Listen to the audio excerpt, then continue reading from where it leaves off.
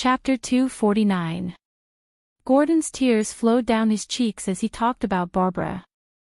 At first, he was still talking intermittently, but in the end, he could not continue. He took off his glasses and just kept crying. Thea and Felicity looked at each other. Their combined age was not as old as Gordon.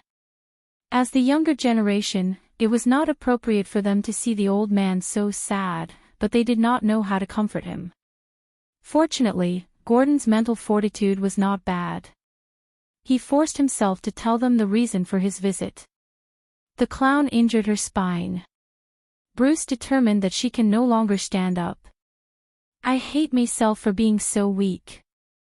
Gordon waved his fists as he spoke. Fortunately, Thea had just taken over as the CEO, so there were not many things in the room. Otherwise, he would have punched something to vent his anger. Miss Thea, you're also a high-tech company. Bruce can't do anything, but I want to ask if you have any methods to help Barbara stand up again.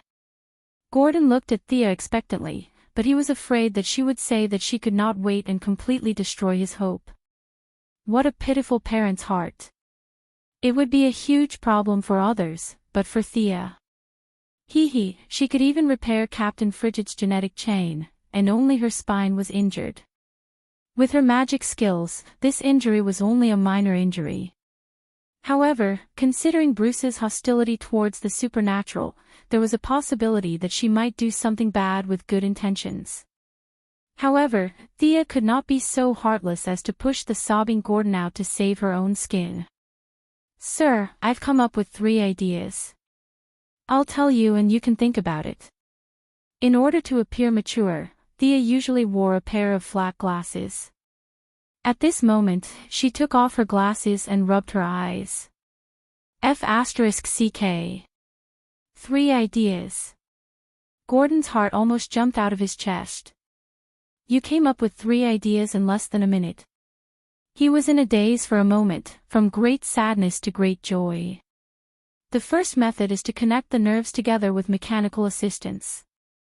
I didn't see Barbara's wound, but the Quinn Corporation has the technology. We can make a metal belt that bypasses the wound and connects the upper and lower nerves. She can walk on her own, but I'm afraid she won't be able to fight anymore, Thea said after seeing that the old director had calmed down a little. Chief Gordon thought about it seriously. Being able to walk was much better than sitting in a wheelchair for the rest of his life. However, he was still worried that Thea might not be able to accept it. He nodded solemnly, indicating that he would consider it, and waited for Thea to continue. The second method is to use nanomachines. These nanomachines will reside in the body and connect to the nerves through computer control. After a period of recovery and training, they can return to their original level. However, the electromagnetic pulse bomb will cause fatal damage to the nanomachines. You have to be careful. Before Gordon Sr. could answer, Felicity whispered, "Do we have the technology?" Thea nodded blankly. She thought to herself, what do we have? This is the technology of the future Atom Man. In the original timeline, Felicity was also paralyzed due to a gunshot wound. Her symptoms were similar to Barbara's, and she recovered with the help of the Atom Man's nanomachines. Although the Atom Man was a joker, the technology he gave was really high-end. With Thea's current knowledge structure, she couldn't understand a lot of it. To fully understand it, she would need at least a PhD. However, the nanomachines were very basic, and it could enter the treatment stage with a little clinical experimentation. However, the technology that she thought was not worth mentioning was hope in Gordon Sr.'s eyes. This was a great idea. The old director could also accept the electromagnetic pulse bomb. No matter how high-end Gotham was, no one would throw it out every day, right? This is not a problem at all. No matter how expensive it is, I can pay for it. Please help me. The old director finally had a smile on his face. He had indeed gained something by risking his reputation to come to Star City. However, he still wanted to hear Thea's final idea. What if it was better? listening to it wouldn't take much time. You have another idea. Thea sighed and a ball of light appeared in her hand. She had explained her magic to Felicity a few days ago, and it could be considered as an annotation for the temple. She also used her magic to fly the girl up into the sky. Felicity vomited a lot and complained to Thea. Now that she exposed it in front of Gordon, it was also an early precaution. Unless she didn't use her magic for the rest of her life, she would be discovered sooner or later. Now that he was asking for her help, she could use it to make a good impression. The power of magic can restore her to normal, but the price is to accelerate the growth of the cells in her body, and her lifespan will be reduced by 5 to 10 years. In fact, she was talking nonsense. Although she didn't have as strong magic as on the Wave Rider, it was still easy to draw a simple restoration circle. In order to make it seem that it was not easy, she made the consequences extremely serious. Anyway, lifespan was something that couldn't be seen or touched, and no one knew how much it would cost. It had to be said that the director, who had been fighting on the front line all year round, was far more receptive to superpowers than Moira and the others. He didn't ask where the power came from and began to pace in the room, thinking. Thea didn't rush him either. In fact, it was basically a matter of a finger, and she was very confident in this matter. The magic circle was for outsiders to see, and it was easier to make it mysterious and complicated so that she could ask for benefits. Originally, she was still thinking about where to find a spendthrift to be the vanguard of the temple demolition, but now the candidate had automatically jumped out.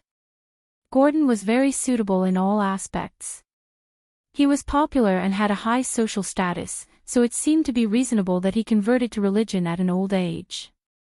Presumably, for the sake of his daughter, he would hesitate to demolish the Statue of Liberty, but for the sake of demolishing a temple in Turkey, the old man would have no psychological barriers at all. But now, she couldn't make it so clear as if she was negotiating a deal. As long as she showed a troubled expression, the old director would definitely understand the meaning behind it. Director Gordon was now deep in thought. It was really a case of one wave after another. His thoughts rolled over and over again, and he couldn't make up his mind for a while. Can I discuss it with Bruce? Also, I have to consider Barbara's opinion. The director found that every choice was not easy. When there was no other way, an idea would be a lifesaver, but now that there were so many options, it was a little difficult to choose. Of course, can you connect to the Batcave? Thea asked her friend after answering the director's first question. Who am I? I'm a world-class hacker. Felicity was a little proud. She took the keyboard and started typing away. In less than 3 minutes, Bruce's figure appeared on the LCD screen in Thea's CEO's office. Batman, who had always been elusive, was shocked when he suddenly saw the screen light up. From where Thea and the others were standing, he was hitting a sandbag alone. Chapter 250. Although there was a hint of panic in the corner of Batman's eyes, he quickly regained his composure. He glanced at the 3 people who appeared on the screen and greeted them calmly. Miss Thea, Miss Felicity. Why did you hack my system? The 2 ladies were a little unhappy that they did not see him panic. They moved aside and gave Gordon some space to talk. Mechanical assistance, nanotechnology, magic. Batman knew that Thea had some tricks up her sleeves. Her magic did not exceed his expectations. However, he was still hesitant when faced with 3 choices. When it came to the health of his loved ones, he would not use his own values to judge it. If Alfred was fatally injured, he would do everything in his power to save him. Although Barbara was not as important as the old butler in his heart, she was still his family. Moreover, Barbara was dragged into this because of his fight with the Joker. Batman felt guilty for causing Gordon Sr. to suffer such a serious injury at such an old age. However, in his mind, the nanotechnology solution was the best. His thoughts were similar to Gordon Sr. How could there be so many electromagnetic pulse bombs? If all the gangs had electromagnetic pulse bombs, half of his technological equipment would be crippled. He would not be able to survive. How about this? Let's ask Barbara for her opinion. I'll go find her now. Batman cut off the signal. His computer skills were not bad. Thea and the others did not hide anything from him. Soon, they found the Batcave where Thea and the others were connected to at the Quinn Group's headquarters in Star City. However, Batman could not find any loopholes in his system even after checking for a long time. The system that he worked so hard to create was easily broken by Felicity. This made him a little speechless. I'll take a closer look when I come back, he said as he went out to pick up Barbara. Why did he cut off the signal? Can't he pay for the electricity in the Batcave? Thea and Felicity were puzzled. He's just like that. You'll get used to it. Gordon knew Batman very well. He explained awkwardly. The few of them could only wait. Thea arranged for her assistant to transfer a helicopter. If there were no accidents, they would have to make a trip to Gotham. Her spellbook did not have any teleportation magic. In the future, Steel Bones could teleport because of the Mother Box technology in Apocalypse. Spatial knowledge was profound and complicated, and it was not something she could get involved in now. In less than half an hour, the monitor in the room lit up again. Needless to say, it was Batman who hacked in. Thea mouthed to Felicity, which meant to tell her to quickly upgrade the corporation system. What did this mean? This meant working overtime. Felicity was full of resentment at Batman on the screen. Barbara, who appeared before the two girls, was extremely haggard.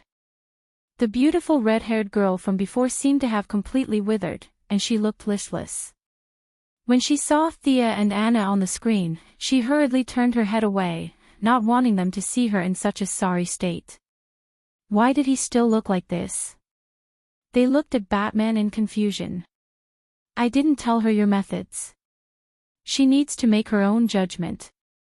Sure enough, when she heard the method, Barbara's eyes lit up instantly. She bit her lip and looked at the people on the screen in disbelief.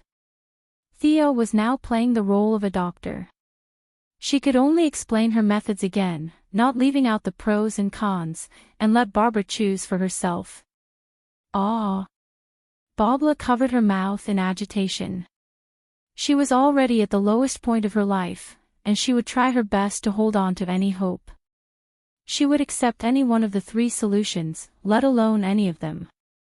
However, at the crossroads of life, everyone would be confused by their choices. She did not know which method to choose at that moment. She looked at Gordon and Batman as if asking for help. It's up to you. We support your decision. The two important people had expressed their opinions. You can choose whichever one you want. I choose the magic method. Barbara glanced at Batman from the corner of her eye. She had always been clear about her teacher's point of view, but she just wanted to be as good as new. What was the point of adding a robot into her body? As for losing a few years of her life, she was just 20 years old. She really did not care. She did not think that she could live to the day she died of old age. Batman nodded and did not express his opinion. He said to the screen, "Then I'll have to trouble Miss Thea to come over. I'll prepare the materials you need." "Okay, we'll talk about the details when we meet," Thea said and hung up. She could not help but sigh. A bullet had turned a young girl into this. This was the helplessness of ordinary people. Although Thea's body was far inferior to Diana's, she was already immune to handgun bullets after being modified by divine power. Rifle bullets could only scratch her skin. If it was not a powerful attack that could kill her in one shot, she could use her divine power to recover. She instructed Thea to look after the house and upgrade the corporation system. In the future, as Thea's movements became bigger and bigger, she would attract more and more attention. She did not want her house to be visited by hackers every few days. The journey to Gotham was smooth. The battle half a year ago had left the Gotham Mafia in a state of shock. Under Gordon's guidance, Theo landed the plane by the shore and the two walked into the famous Bat Cave. The last time Thea came here, the Bat Cave was destroyed by Bane. She did not know if this place was new or old. The eerie and terrifying environment was very Gotham. It was comparable to a haunted house. With the help of the Eye of Horus, Thea roughly scanned the area and found 3 secret rooms.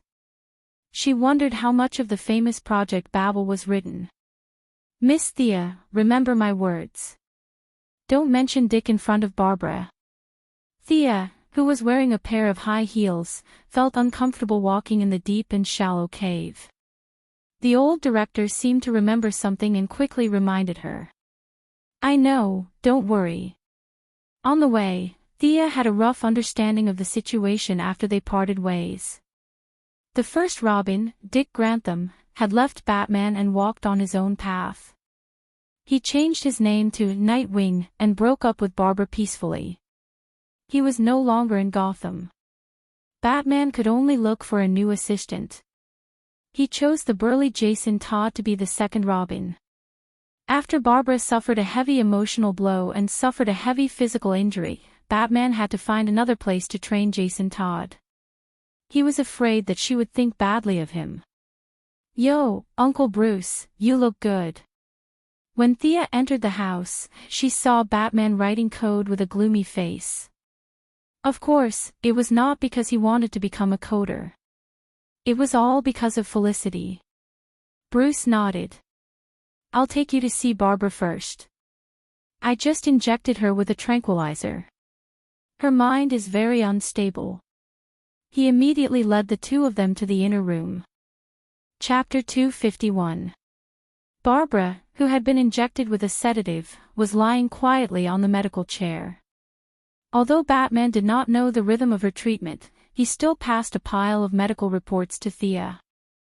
Thea glanced at the reports that were as thick as a book in Batman's hands. She took out 2 X-rays and waved her hand to indicate that she did not need to look at the rest. How long would it take for her to finish looking at this pile of reports? She was planning to go home for dinner later. By the time she finished looking at all of them, it would be tomorrow morning, right? Do you have X-ray eyes like Superman's? Batman saw that she was looking at the X-rays while staring at Barbara intently. She was not rolling over, and there were several layers of clothes between them. What could she see? He held it in and finally asked. I'm far inferior to him. Actually, the difference between the two was not that big, but Thea still described her abilities as inferior in all aspects. Old Gordon did not care about X-ray eyes at all. He would use any means to save his daughter. He roughly pushed Batman aside and said, Thea, do you think Barbara's injuries can be cured? Batman knew that his old buddy was angry with him, but what could he do? He could not pin Gordon to the ground and beat him up, so he could only stand by and watch silently with a bitter smile. Thea carefully examined Barbara's injuries. They were not serious. With the current level of technology, this would definitely be a life-ending injury, but for a magic user, especially Thea who had many light-type spells, it was a matter of minutes. However, she could not cure it so easily. The more precious something was, the more complicated it was to obtain it. If she did it too quickly, they would think, it's that simple. Let me treat you to a meal as repayment. It's too dark here. My spells require a lot of light-type energy, and the effect will be very poor here. Can we go out and treat her? Thea pretended to check and turned to the two of them. She was afraid that they would not believe her and casually summoned a ball of light. This was not an act. They were deep underground, and the absorption of light-type elements was greatly affected. Then let's go to my old house. We can go up directly from here. It was a very normal request. Batman was a little disappointed that he couldn't use the high-tech equipment in the Bat Cave to record Thea's spellcasting process, but he still led her to the elevator with a calm expression. Gordon Sr. followed them with his unconscious daughter. The four of them took the elevator and walked through the dark cave. Not long after, Batman opened a secret door, revealing a luxurious room.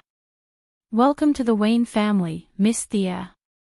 This is my butler, Alfred Pennyworth," Batman introduced to Thea, pointing at the old butler who had rushed over after hearing the commotion. Thea also admired this loyal old butler. After exchanging a few pleasantries with him, they didn't waste any time and went to an outdoor lawn in Wayne's house. There was plenty of sunlight here. Theo looked around and motioned for them to wait at the side. She began to draw a recovery magic circle. She was using the celestial spells from the unicorn's memory. Even if Batman later asked Zatanna about this magic circle, he wouldn't be able to get anything out of it because they were not of the same system.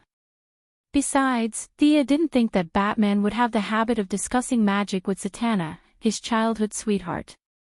After drawing for a full half an hour, a sacred and ethereal pattern appeared on the lawn of Wayne's house. The old butler felt a little sorry for their lawn. He had taken care of these flowers and plants for so many years, but now they were torn apart by Thea's scribbles. It made him very sad, but when he saw Chief Gordon's pale face, he held back and said nothing. Thea squeezed out a few drops of sweat and pretended to be very tired. "Come on, let Barbara in." "Forget it, you will destroy my magic circle." "I'll do it myself." Wrapping the unconscious Barbara with magic, she floated on the ground and landed directly in the center of the magic circle. This small display of his skills also strengthened the confidence of these people. The casting process could be completed in a minute, but Thea deliberately prolonged the process. All kinds of chanting, hand gestures, and circling around the magic circle took an hour before she stopped. "It's almost done. The rest of the magic will operate automatically." Thea was busy for a long time. She sat on the side and took out her mobile phone to write a text message to Moira, indicating that she had found a fool and asked her to call to cooperate with her act. Although the mother and daughter didn't communicate in advance, Moira understood very well. Soon, she called directly. At first, the two talked in a low voice, but their voices became louder and louder. Finally, Moira's sobs came from the phone. Thea hung up the phone. Gordon and the others looked at each other, not knowing what to do. "Miss Thea, are you in some kind of trouble? Is there anything I can do to help?" Old Gordon didn't know if his daughter's injury had healed. Looking at Barbara, who was surrounded by azure magic in the magic circle, he was afraid that Thea would have a problem. Of course, Thea couldn't answer every question. She pretended to decline several times to show that she was fine. However, Director Gordon felt that he owed her a great favor. After repeated questioning, Thea could only package her ability with the Temple of Artemis. Temple of Artemis. Batman, Old Gordon, and the old butler, the three of them added up to more than 150 years old, were all shocked by the sudden change in the topic. When they heard that it was an ability blessed by the gods, they felt that it could explain the fact that Thea suddenly knew magic. "Does Mrs. Quinn mean that she doesn't want you to do it yourself?" After Old Gordon got a definite answer, he secretly calculated in his heart. In the end, he felt that he owed her too much. If he didn't return the favor, he was afraid that he wouldn't be able to sleep well. Plus, this matter would only cause some criticism, but it wouldn't be to the point of risking his life. There was no danger, so he would take it on himself. "This matter, I think."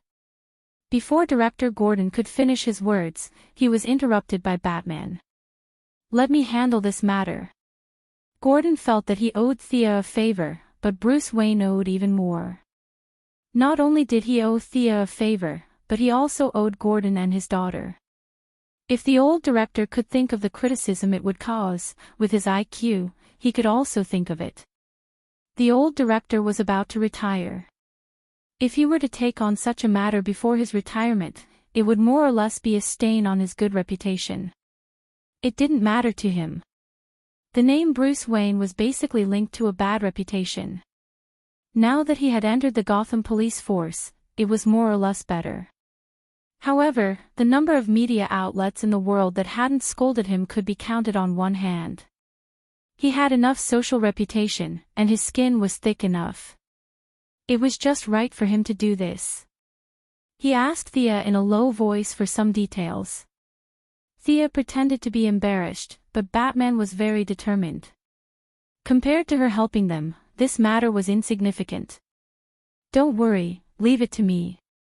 Thea declined several times, but finally accepted the plan under the persuasion of the others. Chapter 252. Now that she had achieved her goal, Sia sped up the healing process and finally finished the treatment half an hour later. "Why isn't Babla awake yet? Did it fail?"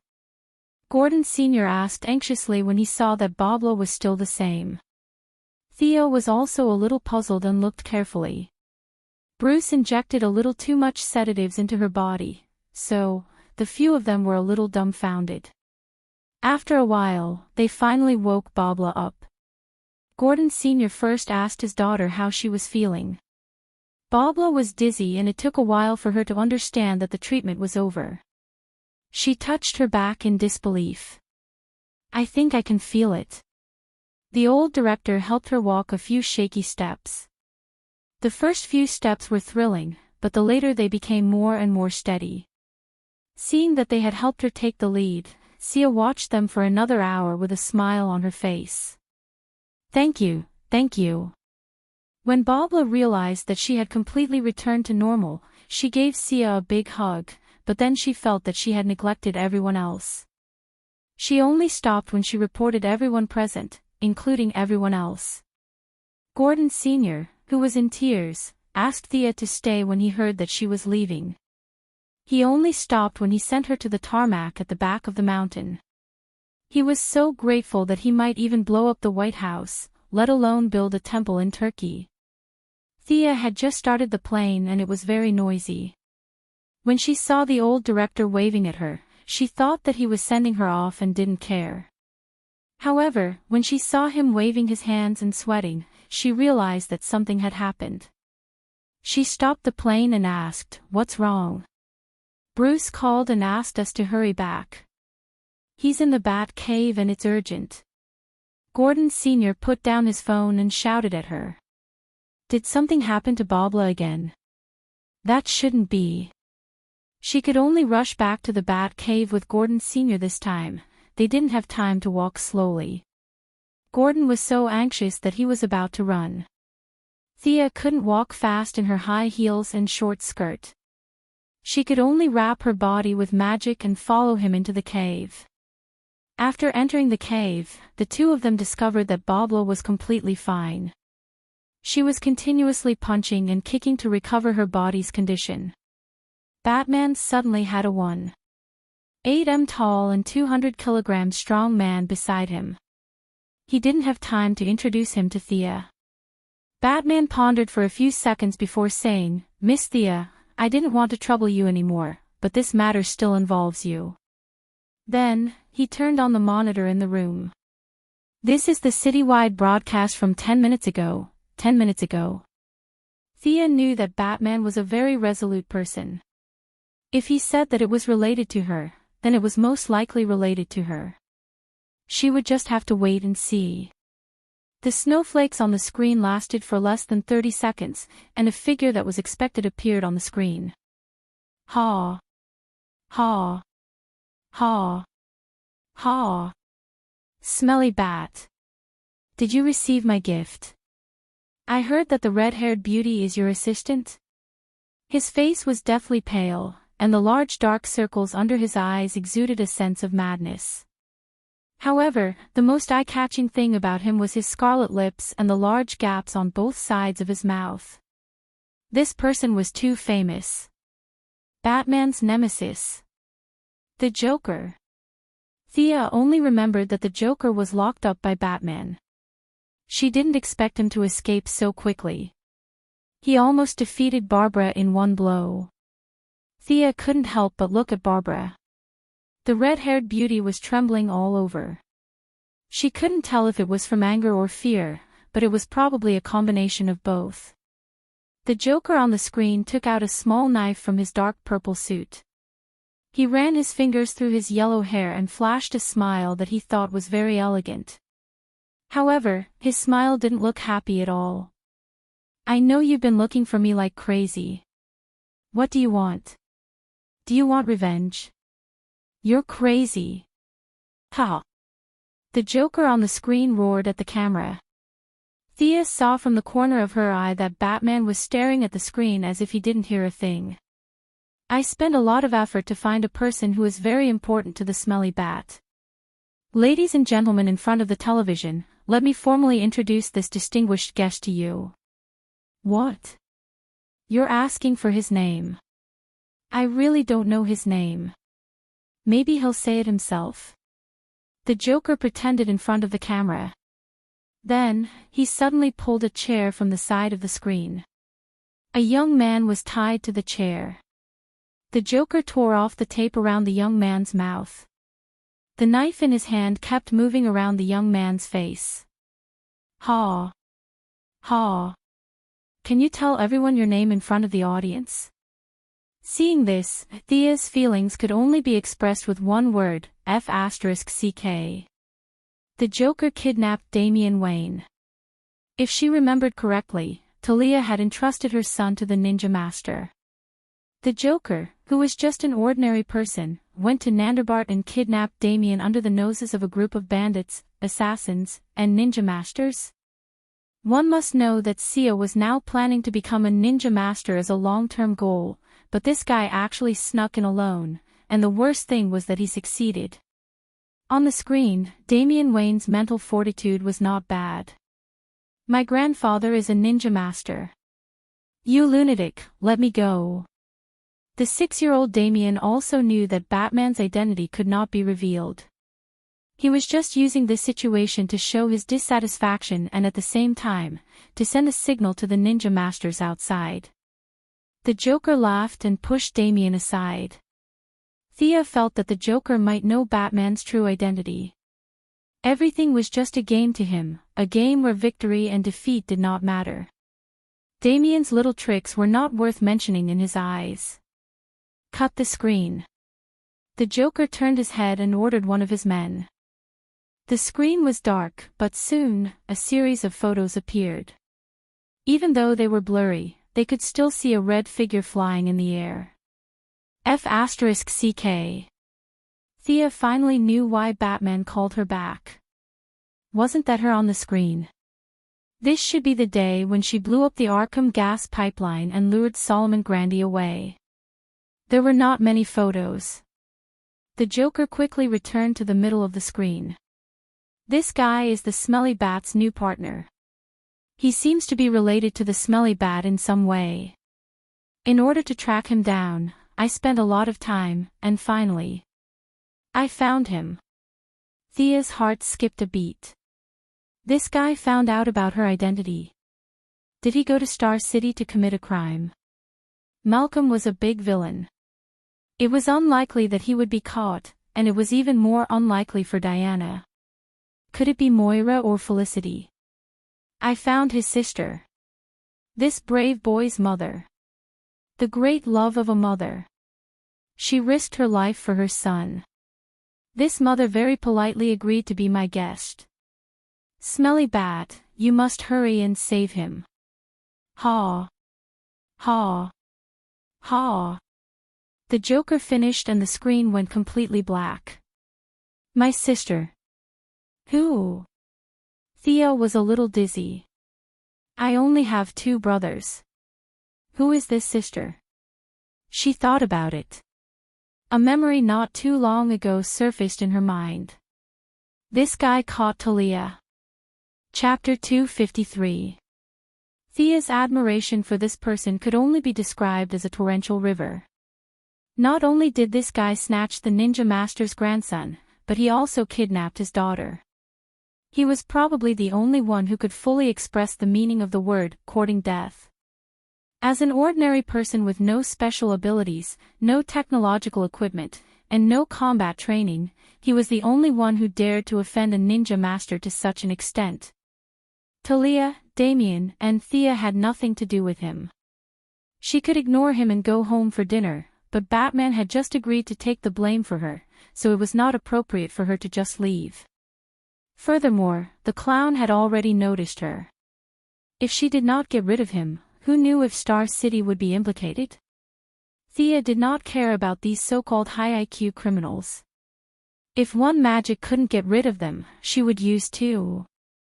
Both sides had different worldviews, so how could they fight? What's your plan? Theo looked at Batman seriously. His wife and child were kidnapped, and Barbara was seriously injured. If he said that he did not have any ideas, then he was not a man. Let's split up. Did you bring your equipment? Batman suddenly realized that Thea's business suit and high heels did not seem suitable for combat. Thea took out a travel bag from her space ring and gestured to him. The few who had seen her magic were fine, but the future Red Hood and current second-generation Robin, Jason Todd, was shocked. He rubbed his eyes and could not see where such a big bump came from. The clown seems to have imprisoned the two of them separately. We each go in one direction and quickly save them. According to my judgment, he should be in this chemical plant. I'll go there. Batman pointed at a certain spot on the map. You can leave this factory to me. Okay. After saying that, Sia went to change her clothes with Babla. With her physical fitness, she could wear the combat suit or not, but ordinary clothes were not very convenient in battle. Moreover, after being shot, the clothes would be full of holes, and it was easy to expose her body. Wait! Jason Todd shouted to stop them. Mr. Bruce, what about me? It's not that I don't trust this lady, I just think she needs some help. You haven't finished your training yet. Bruce had already changed into the bat suit. His voice was low and magnetic. Bang! Bang! 2 gunshots were heard. Jason Todd shouted in dissatisfaction, my marksmanship is good enough for all the missions. Guns are toys for the weak. Batman recited a famous quote from his father-in-law, the ninja master. Unfortunately, Jason Todd didn't listen at all. Batman was also having a headache.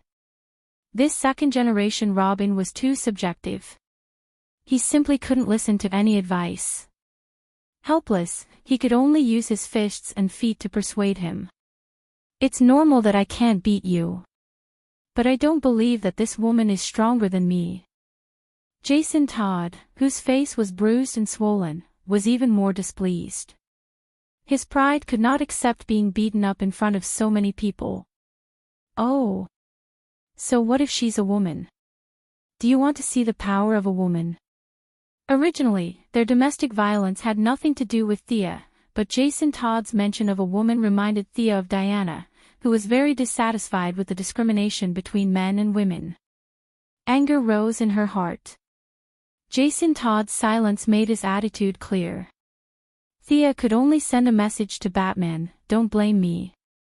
This was his provocative look. Batman's eyes twitched a little. He shook his head gently, meaning that it was enough to teach him a lesson, but not cripple him. Humph. Thea stood 10 meters away. She stretched out her right hand and aimed at Jason Todd. In the latter's confused eyes, her magic burst out. The air was like a muffled thunder. Jason Todd's burly body seemed to have been hit by a heavy hammer. His feet left the ground and he flew 5 or 6 meters away. If Jason Todd had been prepared, he would not have been so weak. However, he had not seen Thea's various tricks. Now that he was caught off guard, he fell to the ground with a thud. The Bat Cave was a cave. Master Bruce had made a lot of technological equipment, but the floor was not paved. The ground was uneven. This fall was very solid. Barbara had long been dissatisfied with this blockhead. In her heart, only one person was worthy of the title of Robin. This rough guy was nothing. Now that she saw him in such a bad luck, she almost laughed out loud. Jason Todd's 200-pound muscles were not just for show. His physique was also at the peak of an ordinary person. This blow could make an ordinary person lie down for a day, but to him, it was only to the extent of dizziness. He rubbed his head and got up, shouting, "This is witchcraft. I don't accept it. You dare to compete with me in marksmanship? Sure, let's have a civilized competition. It won't hurt the harmony." Thea had an idea and remembered a passage from a novel. Civilized competition. What was that? Jason Todd was not the only one who did not understand. Everyone in the room had never seen a civilized competition before. You shoot at me first. If you can hit me, you win. Then I'll shoot you. Do you dare? Thea said scornfully. I won't be responsible if something happens to you. Jason Todd raised his gun and aimed at Thea. He said with uncertainty. Thea did not say anything. She hooked her finger and signaled him to shoot. Jason Todd could now see that she was not an ordinary person. However, he did not aim at her fatal spots. Instead, he aimed at her limbs and fired continuously. He only looked at Thea when he ran out of bullets. Of course, Thea would not stand still and take the bullets. She was still far from having a body of steel. Now that she had obtained half of Ares' divinity, her dynamic vision was far better than when she was on Paradise Island. When she was facing the German soldiers, all the traces of bullets could not be hidden from her eyes. She picked up all the bullets with ease and looked at Jason Todd with a smile on her face. She opened her palm and revealed the bullets in her palm. Unfortunately, I didn't hit you. Is it my turn now? What the hell? Jason Todd was completely dumbfounded. He checked his gun again. That's right, it was his gun. It was not a fake gun. But how was this possible? Seeing Thea smiling as she took the gun from Barbara, he regretted it. He did not have the ability to catch bullets. No matter how many muscles he had, he could not block bullets. However, he would not admit defeat. With his personality, he could only grit his teeth and prepare to fight. All right, Barbara, take Sia to change her clothes. Let's get going. Batman saw Thea slowly raise her gun. He knew that she would not kill her new assistant. Although he wanted to teach Jason Todd a lesson, he felt that his wife and child were more important. He told her to stop fooling around. They still had business to attend to. Chapter 254. The process of changing was very fast. Other than preventing exposure during a firefight, it was also used to cover her face. With Thea's current physical strength, she could fully unleash the skateboard's maximum speed of 400 km per hour without any anti-compression equipment. The skateboard that had once tortured Ares with its speed could no longer keep up with her strengthening speed. She urgently needed faster and stronger technological equipment. After asking for the location of the target, she took the communicator that Barbara handed to her and split up with Batman in the Batfighter. Barbara, whose computer skills were quite good, was now in the Bat Cave, relaying various information for them.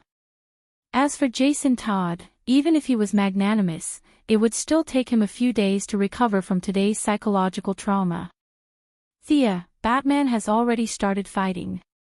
Thea had just finished observing the battlefield when Barbara had already sent her the real-time situation on the other side. That's quite urgent. Thea muttered softly. Batman was not as indifferent to this relationship as he appeared to be towards Talia and her son.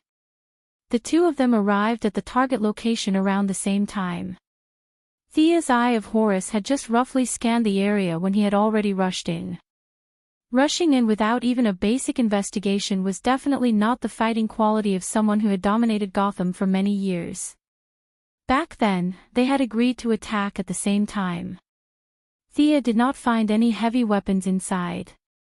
She put away the skateboard and blasted open the metal door with an arrow before rushing in. Against these modern criminals with guns, Thea did not use any magic or the Chosen's talent. She only used the magic arrow that came with the divine bow. She activated the Eye of Horus and shot one person regardless of distance and distance. From the time she entered the mechanical processing factory, 7 to 8 criminals had fallen under her arrows in just 2 minutes. The factory had been abandoned for many years and was very messy. Piercing through too many objects would greatly reduce the visual range of the Eye of Horus. Thea took a full 5 minutes to find her target. Bobla, tell Batman that my target is his son. Roger. The clown's subordinates shared the same characteristic as him. They were all crazy. Sia didn't hold back at all. She killed everyone she saw. Her deterrence didn't work at all. These people acted as if they didn't see her. They all hid in corners and fired crazily. Rockets and grenades were fired from time to time. These people didn't even think about the serious problem of whether such a powerful weapon would bury everyone indoors. As expected, mental patients were the most terrifying. Thea shook her head and shot another 2 men with rocket launchers to death. Hey, this kid is quite spirited. Why are you glaring at me? Damian Wayne wasn't hard to find, or rather, these lunatics didn't plan on hiding him. Thea found Batman's son in a room full of junk. Seeing that there was still tape on his mouth, she tore it off for him. Idiot, there's a sneak attack. Kid scolded as soon as he opened his mouth, but he still reminded Thea. Thea had already discovered the person behind her with her psychic power. She was only afraid that the other party would take Damien as a hostage, so she deliberately exposed her weakness. On one hand, she wanted to lure the other party into a sneak attack, and on the other hand, she wanted to create an opportunity for herself to approach Damien. Now, facing the enemy's flying kick, she twisted her body and used her left hand to block the opponent's attack. When the opponent's body was in mid-air and full of openings, she clenched her right hand into a fist and punched the opponent's lower abdomen. Boom! Although she didn't bring her mechanical arm, Thea's current physical strength was no weaker than Bane's when he drank the poison. Her punch sent the opponent flying straight to the wall, creating a big hole in the wall. He flew 5 or 6 meters before landing on the ground. Just as she was about to untie Damien, Thea felt that something was wrong. She scanned with her psychic power and found that the enemy who was sent flying by her punch was still alive. Did the clown have such a strong subordinate? However, when she saw the other party slowly climb up from the pile of trash, her signature red and blue coat, and her beautiful figure, Thea realized that this wasn't just a bunch of small fries. There was actually a famous person hiding here. This person with a slightly crazed expression and a large baseball bat in her hand was the clown girl. However, this person was still able to stand up shakily after taking a direct hit from her. She was only wearing a dirty tank top, and there was no armor or clothes on her lower abdomen. There was only the mark of her own fist. This was definitely not a normal person's physique. Was she injected with some kind of enhancer? Interesting. It would have been troublesome to deal with this person when she first arrived in Gotham, but now, you're Talia's sister. You're much stronger than her. Although the clown girl stood up, the feeling of being punched was not pleasant. She felt that her intestines were about to break, and she was only holding on for now. She's not my mother's sister. She's an imposter. Before Thea could say anything, the naughty child beside her started to strongly disagree. 3 black lines appeared on Thea's forehead. What do you think you're doing? Imposter. I wouldn't even bother to impersonate Talia's sister, Nissa. As expected, naughty children are the most annoying. If it wasn't for Batman, I would have beaten the sh*t out of you. Depressed, Thea was too lazy to explain that there was a beautiful misunderstanding. In fact, she welcomed this kind of misunderstanding. Clown duo, if you have any grievances in the future, you can go to the Ninja Master. Of course, it would be even better if you misunderstood that I'm Darkseid's relative. It would be nice to think about how the clown blasted the apocalypse star into space dust. Cut the crap. Come here. Thea nimbly cast Magician's hand and dragged the clown girl to her front. The clown girl was trying to say more while waiting for her body to recover. Unfortunately, Thea observed the clown girl closely.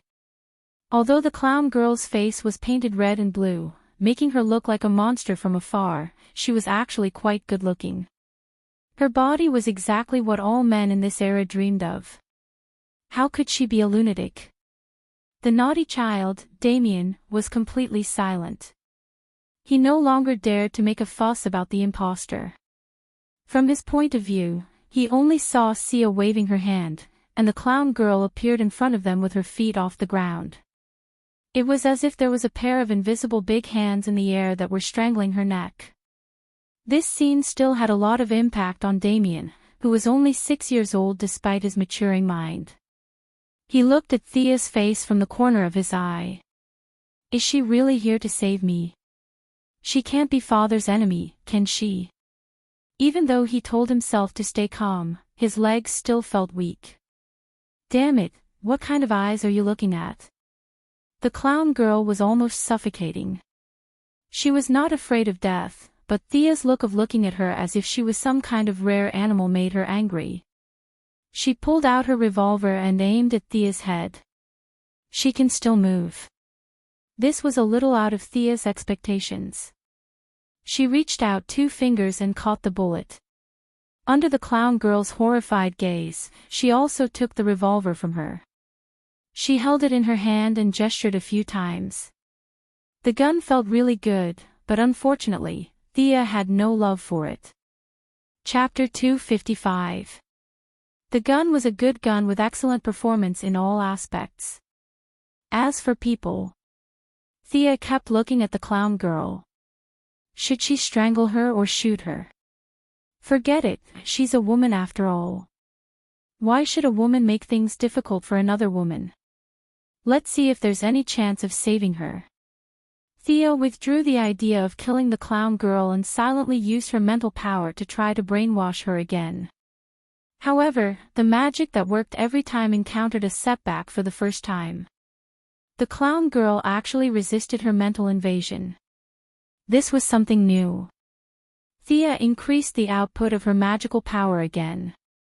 Initially, her magical power entered smoothly, but it was soon attacked by a strong mental wave.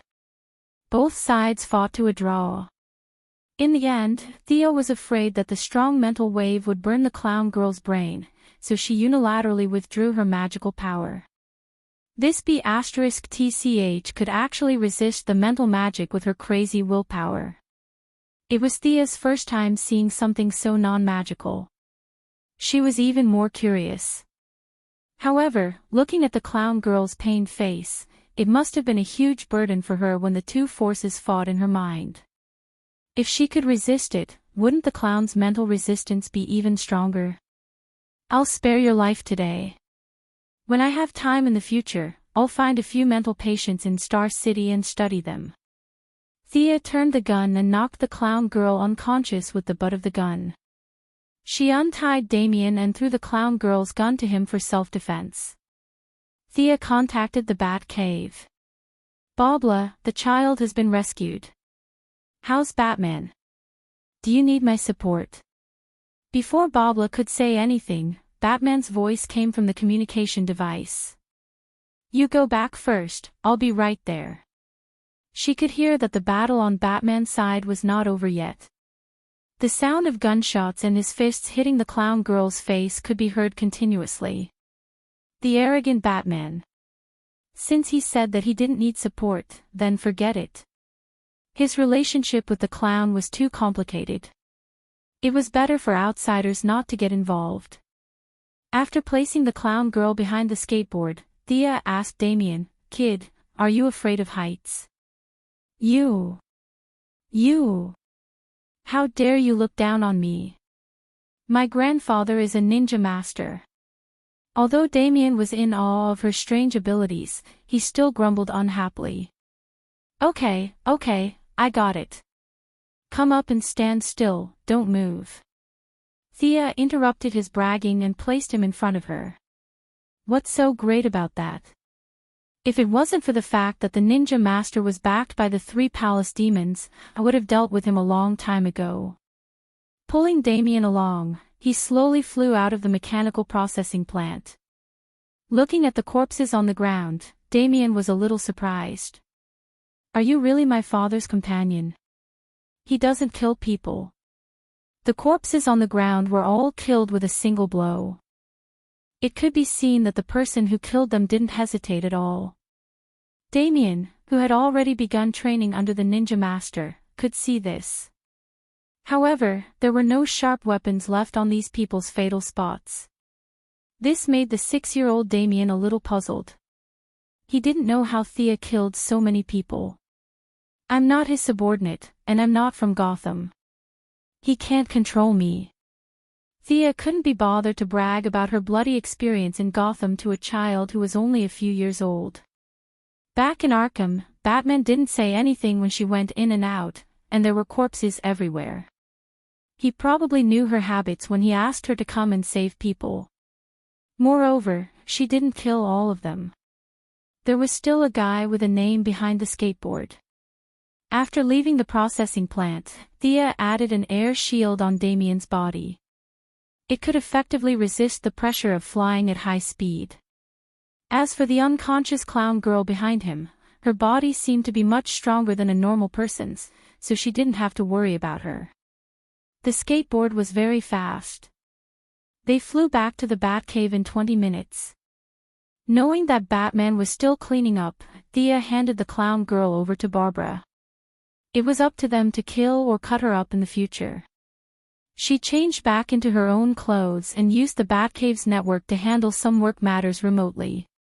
As the CEO of Quinn Group, she had very little free time. Every day, there were a lot of trivial matters bothering her. In order not to disappoint Moira, she could only force herself to deal with them. Fortunately, after being transformed by divine power, her intelligence and wisdom were far superior to that of ordinary people. She took advantage of the time to deal with some work every day, and it didn't drag down her training too much. Although the 6-year-old Damien was precocious, he was still a little nervous when he suddenly ran into a completely unfamiliar environment. He didn't know anyone around him. Barbara was paying attention to Batman's battle situation. When Jason Todd saw Thea coming in, he hid far away. Both of them ignored him. Gordon Sr.'s attitude was very friendly. He didn't care if the child was hungry or thirsty. The way he coaxed the child made Damien a little depressed. When he saw that Thea had changed back into her regular clothes, the urban beauty's outfit made him a little stunned. Although he didn't want to admit defeat, he was still a little shocked. This woman was really beautiful. Slowly walking to Thea's side and glancing at the documents on her laptop, Damien pretended to ask casually, "You're also an employee of Wayne Enterprises. You're very motivated." Thea was amused by the naughty child. "I'll say it again. I'm not your father's subordinate. Although my company's market value is not as good as Wayne Enterprises, the gap isn't that big. Not just anyone can hire me. Do you accept employment?" Damien asked in a low voice. Theo looked away from the office documents. What did this child mean? "You want to hire me? I'm not short of money."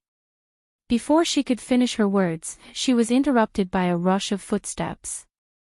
"Thea, come and help take a look." She fell into a sulfuric acid pool. It was Batman's voice. Could it be that something earth-shattering happened to make his voice change? Thea put away her laptop and walked over quickly. Oh my God. When she walked to Batman's side, she smelled a strong corrosive smell. His bat suit was stained with a lot of unknown chemicals, but he didn't care about himself at all. His eyes were focused on the woman in his arms. Looking at the woman in front of him who was corroded by various chemicals, she didn't even look human anymore. Was this Talia? Theo looked down at Damien who followed her. The child clenched his fists tightly, His little face was extremely tense, and he was trying hard not to cry. Was it really Talia? Thea looked at the woman's face again. The corrosion was too strong, but she could still vaguely see the shadow of the woman who had fought with her for 80 rounds. Thea, her injuries are very serious. Can you save her life first? Batman had completely lost his composure. His usual calmness was thrown out of the window. He was constantly injecting various injections into Talia's body, trying to keep her heart beating. Let me do it. Thea pushed Batman away and operated the Eye of Horus with all her might, constantly looking for all kinds of toxic and harmful substances that were corroding her body. The situation was not optimistic. All kinds of chemicals were madly corroding her body. If it wasn't for Batman constantly injecting her with various injections, she would have died long ago.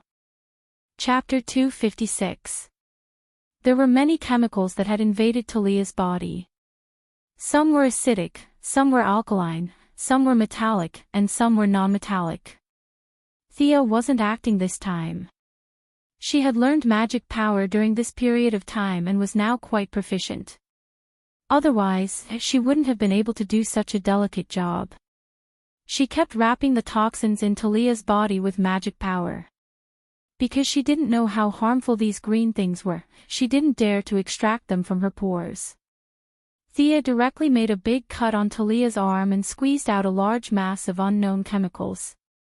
Her heartbeat has stabilized. Batman had been staring at several instruments.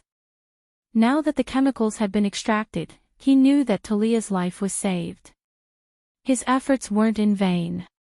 Phew, Thea also breathed a sigh of relief. She was under the most pressure. She had used up a lot of her spirit and divine power, but the magic operation wasn't finished yet. Now Talia's condition had changed from dying to half dead. If Thea didn't do anything, she would basically be in a vegetative state. There were still a lot of chemicals in Talia's body. Many of them had already attached to her internal organs. Thea's knowledge of chemistry was far from enough to identify all the categories. At first, she only extracted all the lethal ones that she knew. She wasn't very sure about the rest. Maybe the two substances would react and kill Talia. Batman was needed here. After learning about Thea's problem, he said that he would be the one to solve it. He didn't need the help of others and ran off to the side to mill and grind the detection equipment. Thea naturally couldn't stay idle. She took out her laptop and connected to the internet to analyze on the spot. When she encountered something she couldn't determine, Batman, the humanoid computer, would ask. She extracted a few more highly harmful chemicals. The rest was really hard to determine. Fortunately, Batman was very fast. She didn't know what he had dismantled. It took him half an hour to make something that looked like a metal rod. Scanning Talia's body, he could collect the trace elements emitted from her body and connect to the main computer in the Bat Cave to analyze the characteristics and toxicity of the substances. There was no need for Thea to guess blindly like a blind man touching an elephant. It seemed much more reliable.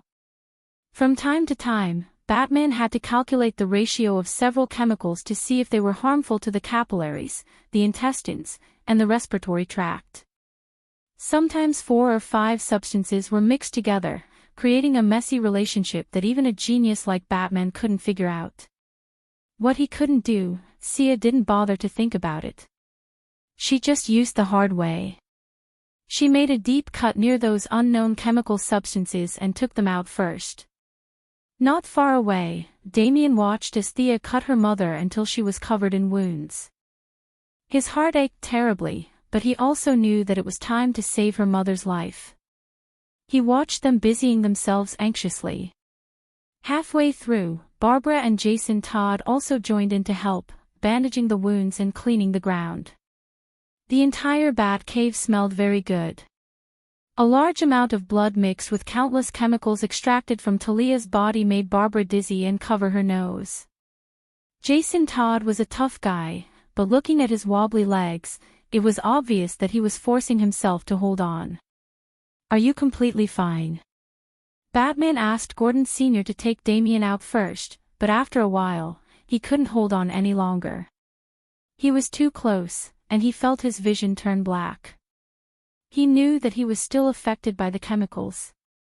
In order to keep his mind clear, he took out a gas mask and put it on. Only then did he feel better. But seeing that Thea's face was still normal and there wasn't a drop of blood on her body, he couldn't help but ask. Huh? Thea was studying the dark brown substance hovering near Talia's kidney. Hearing his question, she answered without thinking, "This smell doesn't affect me." Batman nodded, indicating that he understood. Isn't it just super endurance? You're not the first person with this ability, so it's not rare. I'll note it down later. Thea didn't know that in Batman's little black notebook, there was a note about her super endurance right after her X-ray vision. After helping for half an hour, Barbara felt that she had done her best. She didn't have anything to do with Talia at all. Using the excuse that her injuries hadn't healed, she went home to sleep. This day's experience was really legendary for her. She came to the Bat Cave lying down, and now she could walk back as if nothing had happened. She needed to go home and think carefully about whether today was a dream. Jason Todd was a real man. Seeing that Thea was fine, he didn't wear a gas mask because he didn't want to admit defeat. Unlike Batman, he wasn't in close contact and could walk to the entrance of the cave to get some fresh air from time to time. Finally, he lasted an hour longer than Barbara and finally went back to rest. Halfway through, Thea called Star City. Talia's injuries were very complicated, and she wouldn't be able to go home for dinner. Batman politely said that he would be the host and treat her to a meal. Thea waved her hand, indicating that they should save the person in front of them from the gates of hell first. The two worked together for an entire night. Catwoman, who hadn't shown up for a day, greeted Thea and found that they were treating Talia. Although she was a little jealous, she didn't say anything when she saw that Talia's face was disfigured and she almost didn't look like a human anymore.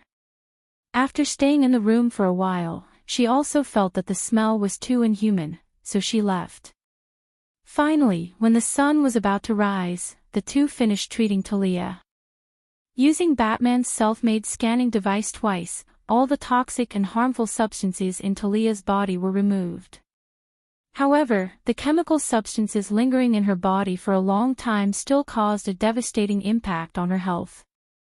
All of Talia's organs were severely damaged. She couldn't even move normally, let alone recover.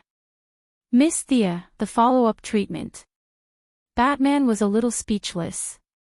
He already owed her a favor by treating Barbara. Now that he hadn't returned the old favor, how could he ask for a new one? He was already very grateful that Thea had helped him for an entire night. However, when he saw Talia's condition, he remembered the passionate woman from before. His heart ached as if it was being stabbed by a knife. In the end, he went against his principles and shamelessly asked for help. It seemed that Catwoman's task of changing her name from Selina Kyle to Selina Wayne was a little difficult. Who said that Batman didn't have feelings for Talia? Thea sighed. After all, her friendship with Catwoman was deeper. However, she couldn't reject Batman's request. Actually, the best way to treat Talia is Ninja Master's Lazarus Pool. Chapter 257. The Pool of Lazarus. Batman's eyes lit up instantly, but he seemed to have thought of something and went silent again. No, Ninja Master said that the pool is connected to the devil's territory, and the souls of those who soak in it will be pulled into hell. Master has many children and juniors, and he watched them die of natural causes. He has never let any of the juniors soak in the pool. Batman shook his head and rejected the idea. Devil's territory, pulled souls into hell. Thea checked the information she knew, but she couldn't tell. Ninja Master was really good to his son-in-law, telling him such a secret. Talia might not even know about these things. Thea instantly abandoned the idea of dragging Batman to Ninja Master. Their relationship was much better than she thought. Looks like I still have to treat her. For such a serious injury, purely using magic to treat it would consume a lot of Thea's body. She didn't want to save her. How did Talia get hurt like this? Batman seemed to be a little reluctant to recall, but he still briefly explained. She was pushed into the chemical pool by Joker. Thea nodded. This was quite in line with Joker's habit. He would jump into the chemical pool to take a bath whenever he had nothing to do. He and Joker could resist the high poison resistance, but Talia's delicate skin couldn't.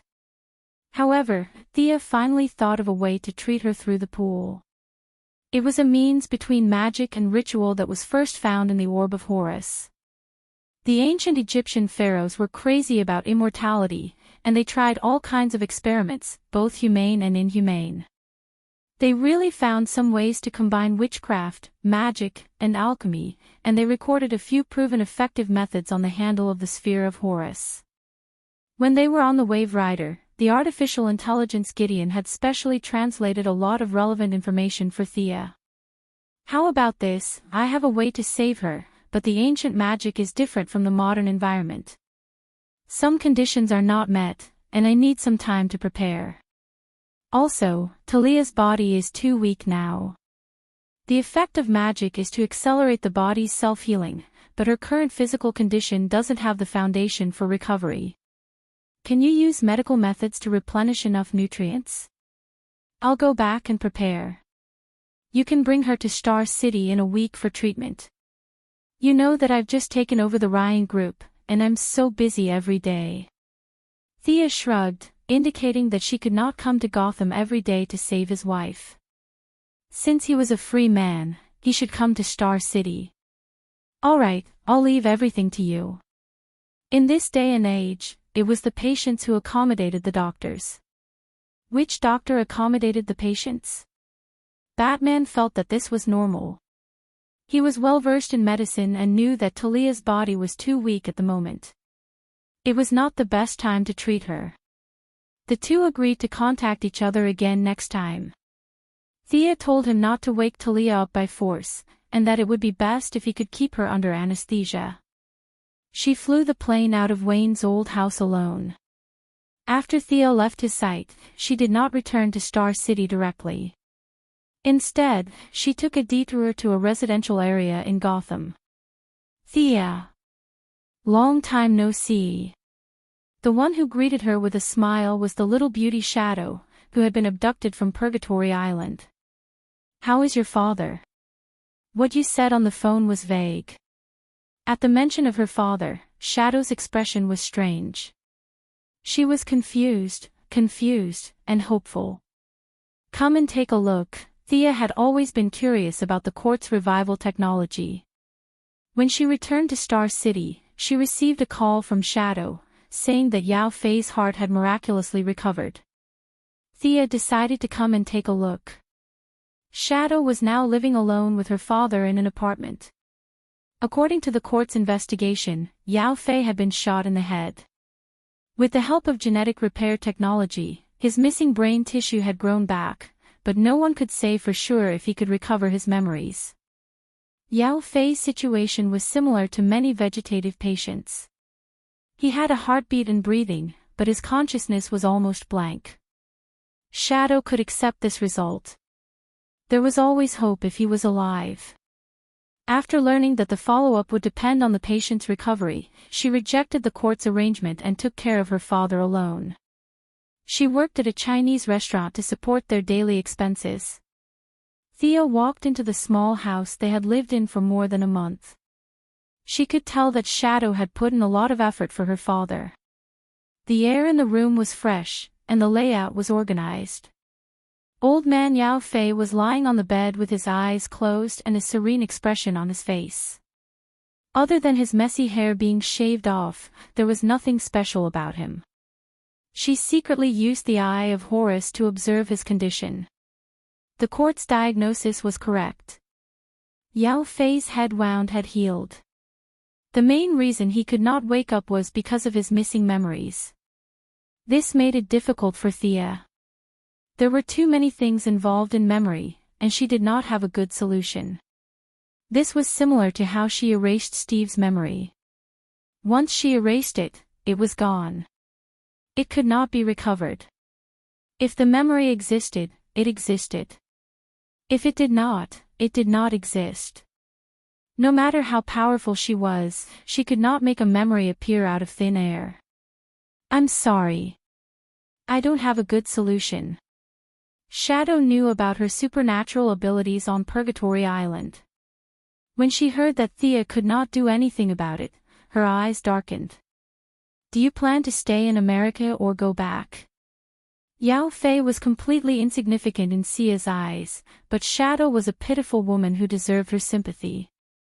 My father read a statement on Purgatory Island. We can't go back. Plus, the medical technology here is more advanced, Shadow answered quickly. It was obvious that she had thought about this question many times. Her answer was logical and not rushed. The medical technology here is more advanced. Thea thought to herself. If you wait a few more years, there will be more aliens with superpowers. Each one of them is a walking nuclear bomb. The casualty rate is so high. How can the medical technology not be advanced? However, there was no need to tell Shadow this. Then come back to Star City with me. Gotham is too chaotic. Thea had her reasons for saying this. Barbara had just recovered, and Talia was severely injured. Although the Joker was locked up by Batman again, Batman needed a place to vent his anger. Gotham's criminals were the best target. Although Gotham was full of ordinary people, a fight could cause a scene as grand as Mars crashing into Earth. It was better not to let Shadow see such a violent scene.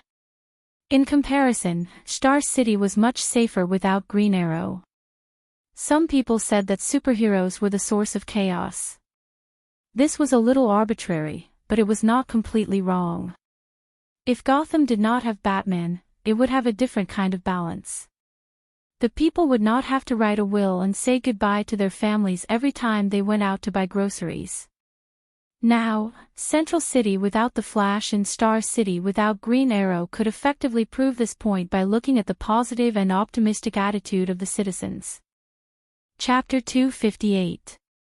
If you don't mind me asking, what kind of work do you do? Thea couldn't tell if the little girl was still in school or had worked before. She looked quiet and well-educated. She couldn't have dropped out of school early like Oliver, right? I've been studying forensic science, but I didn't graduate. Shadow now had some understanding of Gotham's public security. What capitalist metropolis? Bullshit. It was too chaotic here. Thankfully, Shadow was skilled. Otherwise, she would have died with her comatose father. Forensic science. It seems to be a pretty high-end job. Sia said that she would take care of everything and leave it to her. With her current relationship with the Star City Police Department, no one would say anything even if she didn't do anything. She told Shadow to pack her luggage and set off for Star City. On the way, Thea called a detective from the Star City Police Department and Detective Lance. The new detective, who was working closely with the police, didn't even ask about the person's profession or specialty. She didn't even ask if the person was a man or a woman. Detective Lance was a little dissatisfied with her decision, but he didn't interfere too much. After helping Shadow find a place to live, the Quinn Group had purchased a large amount of land in the slums during the reign of Robert Sr. and Moira. Although Sia had worked hard to bring down the property prices of the entire Star City by 20%, she still had a lot of land in her hands. Knowing that Shadow had a strong sense of pride and was unwilling to accept too much help from her, Sia found a small apartment for the father and daughter to live in. Thea told Shadow to let her know if she needed anything, but she felt that her whereabouts were uncertain. She wouldn't be surprised if she went to another planet one day. She also left Felicity's phone number with Shadow, telling her that she could trust her and that she didn't have to look for her. After a busy day, Thea felt that she hadn't missed anything, so she flew back to the Quinn mansion. She was going to discuss with Moira how to cooperate with Batman to make big news. All the work was carried out in an orderly manner. In private, several senior government officials scoffed at what Quinn Group had done, but it was true that there was no harm to all the interests. They received the money very quickly, but when it came to the specific situation, they neither nodded nor shook their heads. The attitude of a senator named Hammond was particularly bad. After receiving money from the Quinn Group, he didn't even say a single good word. Instead, he mocked Sia and scolded her. In the end, he even used a look of concern for a mentally challenged child to warn Sia that young people should be down to earth and not bite off more than they could chew. I must kill him. At the dinner table, Moira had been pulling Thea, fearing that she would slap this talkative senator to death. This is infuriating. On the way home, Thea had been nagging. Several times, she wanted to send the court to catch this bastard in front of her and teach him a lesson, but in the end, she gave up under Moira's persuasion. After calming down, Thea had to admire Superman's good temper. The ugly faces of these people in power, even an earthling like her had the intention to kill, but he, a strong alien, was able to endure it. His self-restraint was really not simple. But calming down was one thing. She didn't intend to let this bastard go. She had even stabbed Ares to death, so why would she be afraid of a senator with an empty title? She even dared to attack Washington when he made her unhappy. But after the two sides met, something happened to him. Anyone could contact her. Thea was going to wait for a month, and when things calmed down, she would kill him.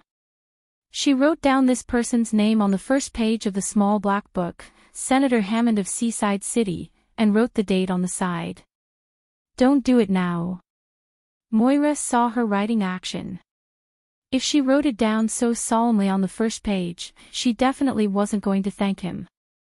She knew Thea's current ability, and she was not a soft-hearted person. She looked around and whispered to Thea. Understood, he can live for another month. The mother and daughter smiled without saying anything. It was self-evident who this Heath was. Time passed quickly, and a week flew by. Batman and Thea made an appointment to ask for the address, and then rushed over in his Batfighter in the middle of the night. This city is very quiet. Damien, who was sitting in the co-pilot's seat, insisted on following for some unknown reason. Batman also wanted to spend more time with his father. Thinking that there were no battles in Star City, he agreed after a little hesitation.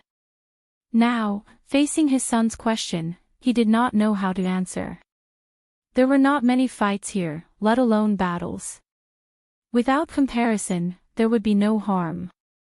Compared to Gotham, where submachine guns would begin to hiss at night, Star City was peaceful and looked like heaven.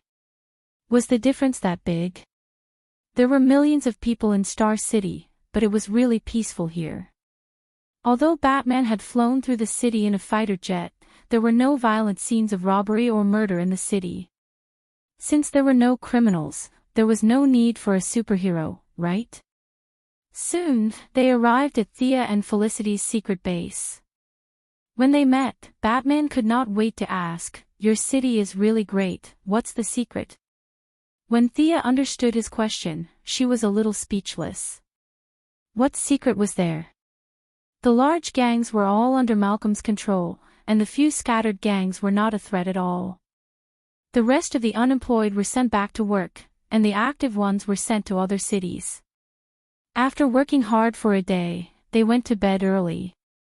The small gangs could not find any new blood even if they wanted to. Several factors contributed to Star City's current peaceful and stable situation. After Moira came to power, she had a good reputation and spread her influence to the surrounding cities. In half a year, Star City gained hundreds of thousands of residents, all of whom migrated from the nearby cities that were rescued by the superheroes. We're a small city, after all. Small cities are like this, Thea replied embarrassedly. Batman brought Damien and Barbara, whom they had met before. Thea mainly introduced the naughty child to Felicity. After learning that he was Batman's son, Felicity, who had a good relationship with Catwoman, could not help but worry for her friend. This child is already so big. Can you win against him? Theo led them to a separate room. As soon as they entered the room, they covered their noses. What a strong smell of blood. That's right, this is a secret technique developed by the ancient Egyptian pharaohs to seek immortality. It's called the blood pool. The effect is a little slow, but there are no after effects. It's suitable for Talia's recovery, Thea explained to Batman as she pointed at the large square pool in front of them. Talia will absorb the essence of the blood to slowly heal her injuries. Optimistically, it will take about a month. If you don't have any questions, shall we begin? When the doctor asked the patient if they had any questions, the subtext was, I don't want to talk nonsense with you, hurry up and pay for the hospitalization. Chapter 259. In ancient times, the process of healing a blood pool was considered to be infuriating. However, in modern times, many conditions were extremely convenient. There was no need to massacre villages and cities to collect human blood. There was plenty of fresh blood in the hospital blood bank. As long as you paid, there would be unemployed people fighting to donate blood. Blood would coagulate very quickly. The solution that the ancient people came up with was to burn as much firewood as possible to maintain the temperature of the blood. In modern times, it was not so troublesome. There were a few rounds of resistance wire around the pool. When needed, electricity was enough to maintain the heat. Take off her clothes and put her in the pool. Thea measured the temperature. It was quite suitable. She signaled Batman to stop daydreaming and quickly carry her in. Me? Batman was a little dazed. Usually, he was the one who ordered others to do this and that. Now that he was being ordered around, he was a little uncomfortable. He looked around and saw that the room was full of women. Damien was still a child. It seemed that he was the most suitable. Sia knew that there weren't many opportunities like this, so she ordered Batman to get busy. These are Egyptian hieroglyphs. Batman placed Talia in the pool and began to observe the patterns that Thea had carved on the walls. Yes, it is not accurate to call this a spell. This is closer to a ritual. Thea continued to add magic to the hieroglyphs on the walls. When the walls were completely lit up, the blood in the pool began to flow slowly. There was a tendency to form a whirlpool. The center of the whirlpool was the unconscious Talia. Thea walked to the side and connected the blood pool with electricity. Maintain this temperature. The blood will speed up her recovery. After 3 days, change the blood pool. Are you going to stay here or? I'll go back to Gotham first. I'll come back in 3 days. Batman looked at Thea's treatment method, which was a mix of ancient rituals, medieval magic, and modern technology.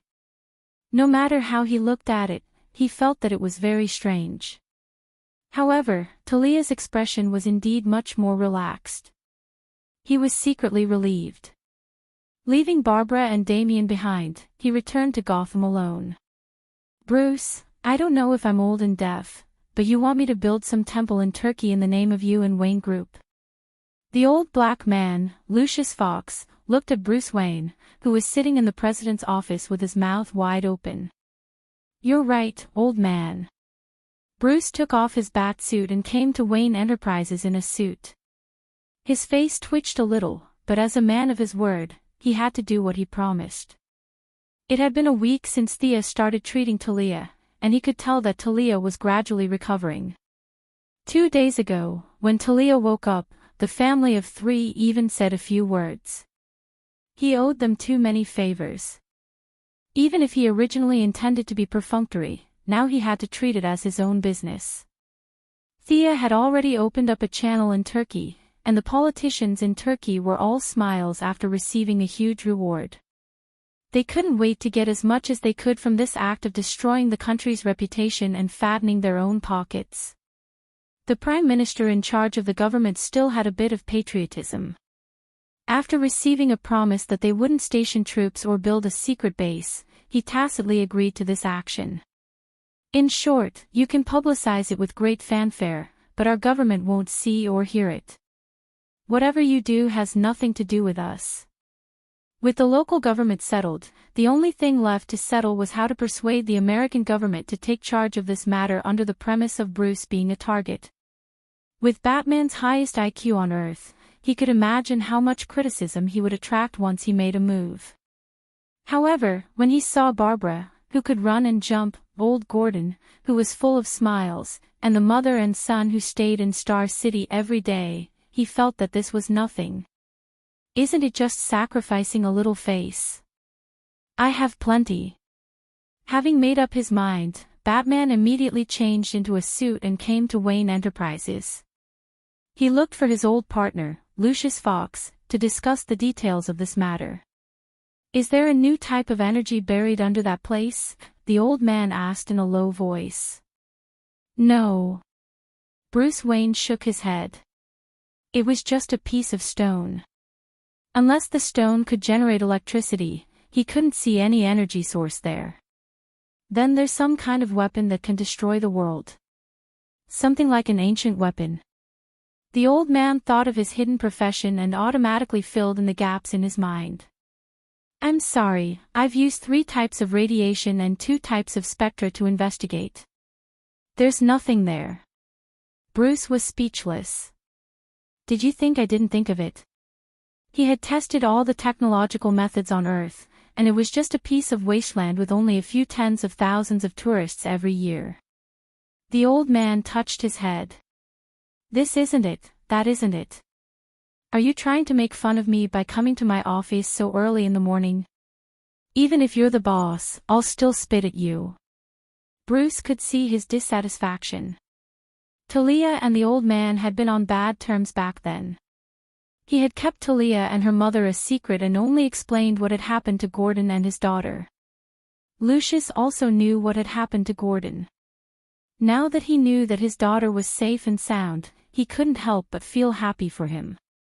However, when he thought about how the matter that Gordon Sr. had promised to him in the end, he still felt a little depressed. But at least he knew the severity of the matter. If Gordon were to step in, his reputation would be ruined by half. It would be much better if Wayne Enterprises stepped in. This was the principle of sharing the damage. If it was fatal to one person, it would be fatal to 10,000 people. At most, they would lose a strand of hair. He glared at Bruce. You're really giving me a hard time. I'll make it happen. After shooing away Bruce Wayne, who had come to cause trouble early in the morning, the old man held an emergency board meeting. Bruce hadn't been able to join the board due to various boycotts. His shares were held by the old man, so he was qualified. The result of the meeting was neither happy nor depressing. Now, Wayne Enterprises had more than 20 directors. Thea controlled more than half of them openly and secretly. She had instructed them early on to neither support nor oppose today's proposal. The old man thought that the proposal would be met with fierce opposition, but he found that most people chose to abstain. In the end, the proposal passed with a very low percentage. Since it was approved, he could only accept the reality and began to do all kinds of lobbying work in the name of Bruce and Wayne Enterprises. The efficiency of the government had always been sluggish. The old man found a few elites in the group's publicity department to discuss the follow-up development. The elites were puzzled by this behavior that had nothing to do with their own business, but they had to admit that the spirit of the European and American contract was worth advocating.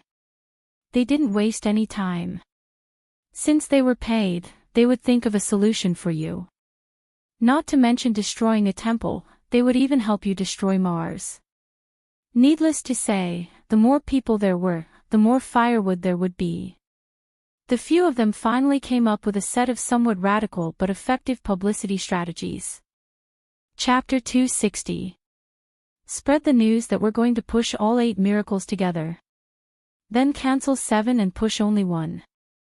When Bruce returned to the old mansion after another night of fighting criminals, Lucius handed him the crystallization of collective wisdom.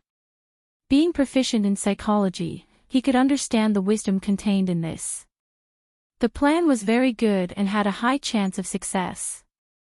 But the discussion on the first day will be huge. The old black man spoke his mind. Afraid of being implicated, the old black man had already deployed 3 bulletproof cars and hired 8 bodyguards. In order to prevent the news from spreading, he was different from the old butler, Fu, and Gordon. Both of them were soldiers when they were young, and Fu was from the British Special Forces. The old black man was an intellectual when he was young. What if he met a few hot-blooded young men who wanted to beat him up? It was always good to be cautious. He still wanted to live a few more years. This scope is too big. Let's modify it. Set it as those that have been destroyed. We can't touch that indescribable country and Egypt. Bruce thought for a while and proposed an improvement plan. His vision was far greater than the few workers and was not limited to what was in front of him. It was barely acceptable to define it as repairing damaged ancient buildings on a small scale, but you want to demolish those that are still intact? What are you thinking? Will the political leaders of various countries interpret that America is trying to establish a new hegemony? What about demolishing and rebuilding? You want America to become a true United States. That's a dream. No doubt, the battle will last until dawn.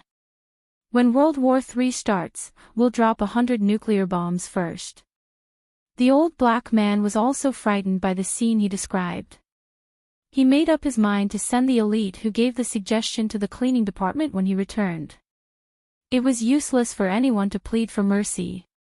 Out of a sense of social responsibility, we feel the loss of traditional culture. We will demolish and rebuild these world-class buildings at the original location. Thank you, everyone. The next day, the old black man, Lucius, gathered all the media he could find and announced the shocking news under the sleepy eyes of the crowd. Then, he quickly ran away. "Ah! Did you hear that? What is Wayne Group doing? It seems like they want to rebuild something.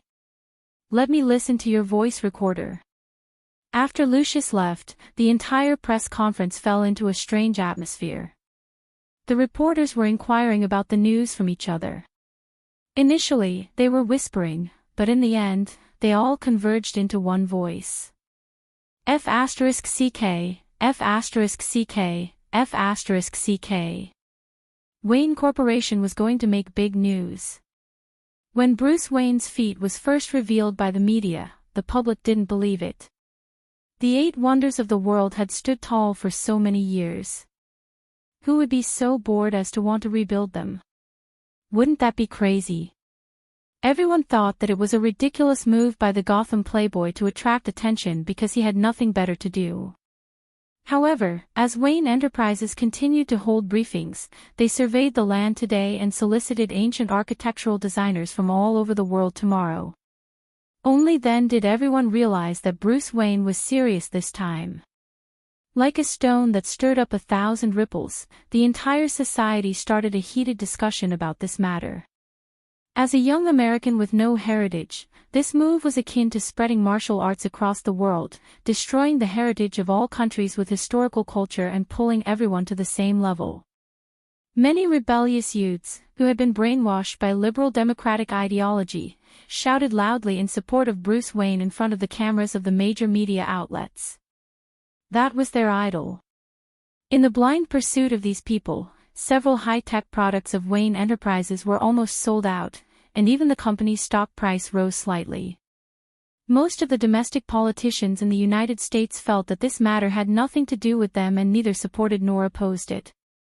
A few guys who had received money from Wayne Corporation also expressed their support in the corners. The military was in deep trouble in Iraq and was very happy that Wayne Enterprises helped them divert the attention of the global media.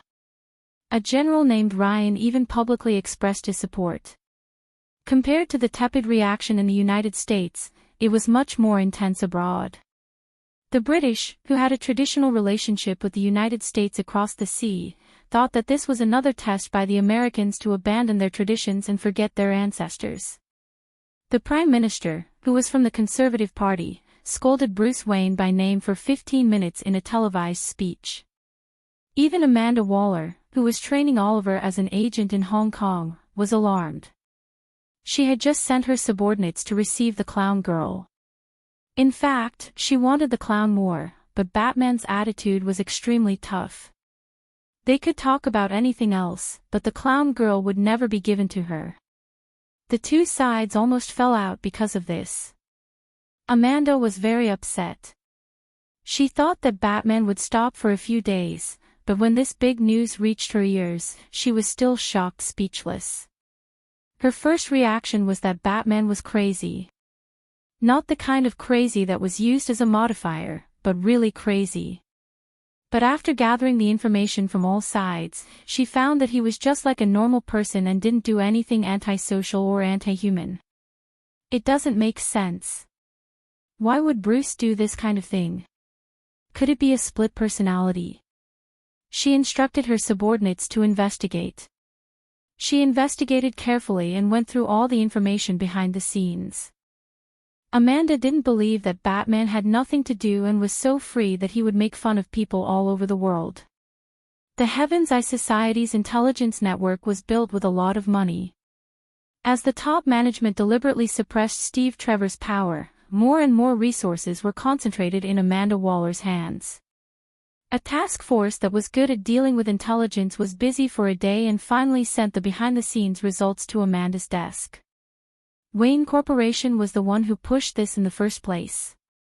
Amanda, who was rolling in conspiracies every day, automatically thought of Oliver Wayne, who was under her control. Was there a connection between these two things? After thinking about it repeatedly, she felt that there was no connection.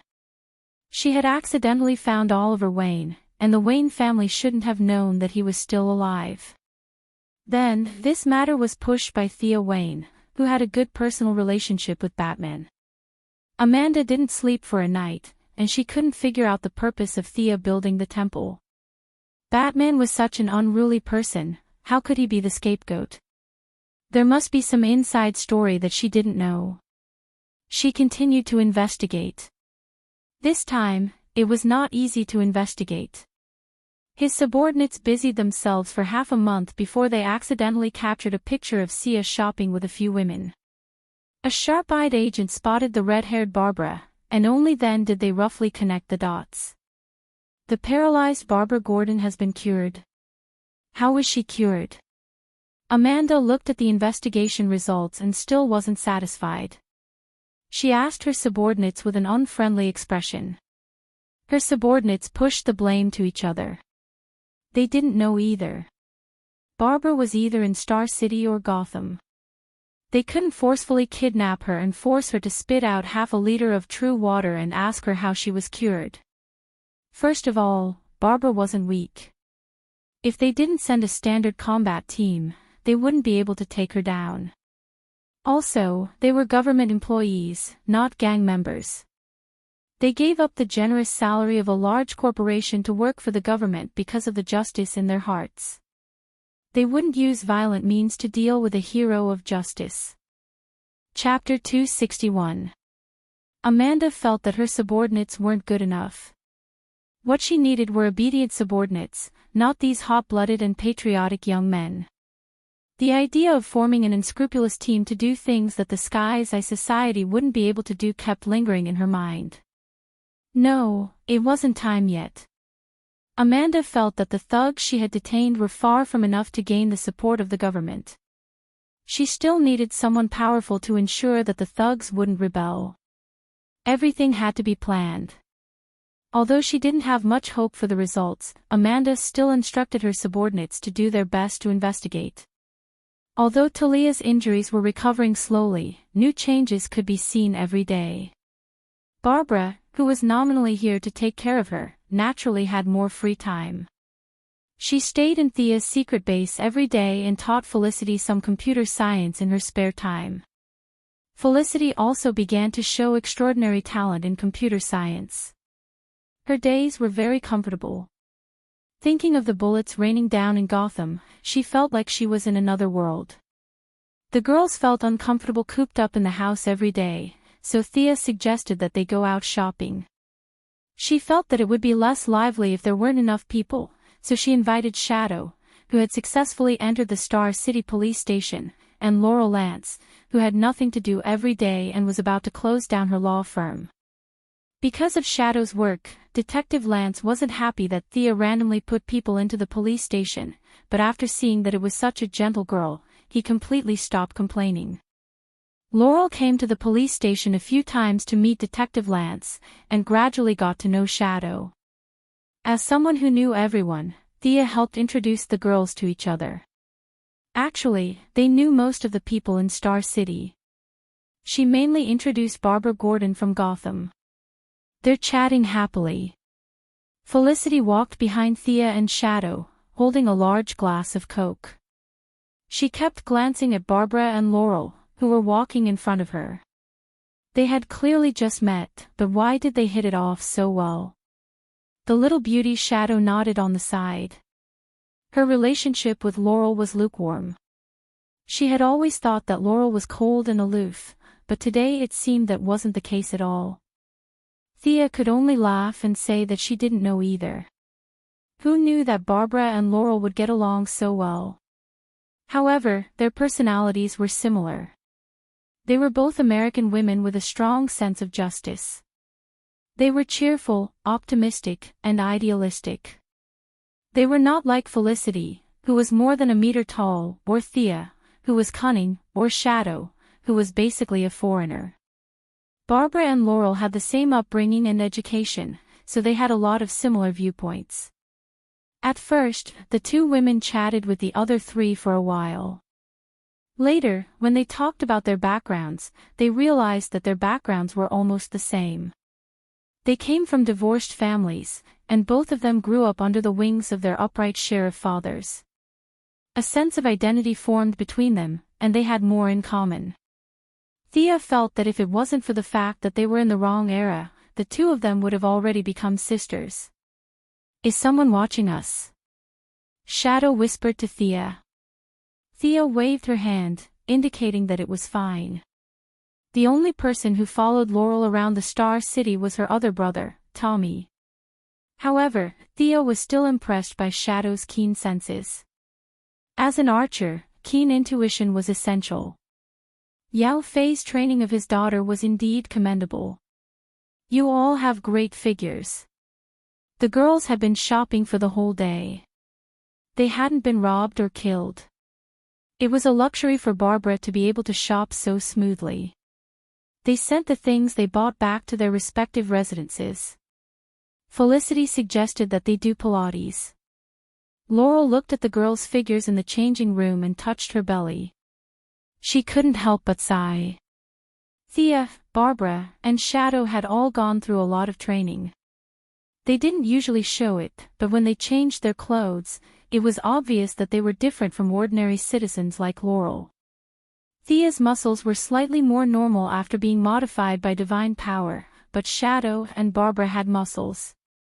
"That's why we're here to exercise." Felicity quickly changed the topic when she saw Laurel's confusion. She stretched her arms and legs, indicating that she was also an ordinary person. Laurel recovered when she saw Felicity's ordinary figure. If 4 of the 5 girls were the type who were fit and beautiful, she would have given up on the world. However, the ratio was still a little high. While they were exercising separately, Barbara whispered to Thea, "Laurel doesn't know about you." "No, but I think she's a little suspicious. You know that her father is a policeman." Thea noticed that Laurel was still suspicious. "But she's a good person. Her body is strong too. With a little training, she'll become a hero of justice." It was obvious that Barbara had high hopes for Laurel. She wanted to introduce her to the group immediately. Thea was a little speechless. Their friendship had warmed up too quickly. Should she say that it was no wonder she was the founder of the Raptor Squad? They just met this morning. She responded to Barbara's unspoken words, "If she doesn't object, I'm fine with it. You don't have to mention me." I still need to observe her closely. Barbara happily ended the conversation. As for the observation, it was probably just a formality. Thea was already used to the changes in history. She was already hanging out with Diana. Nothing could change this much. Thea didn't care if Olivier returned to the city and found that not only was Shadow still alive, but Tommy and Laurel also had amazing skills. Since they weren't worried about being exposed, they did their best. Their extreme movements shocked the Pilates trainer. After the exercise, they went home. Barbara used the excuse that she wasn't familiar with the streets of Star City to walk with Laurel.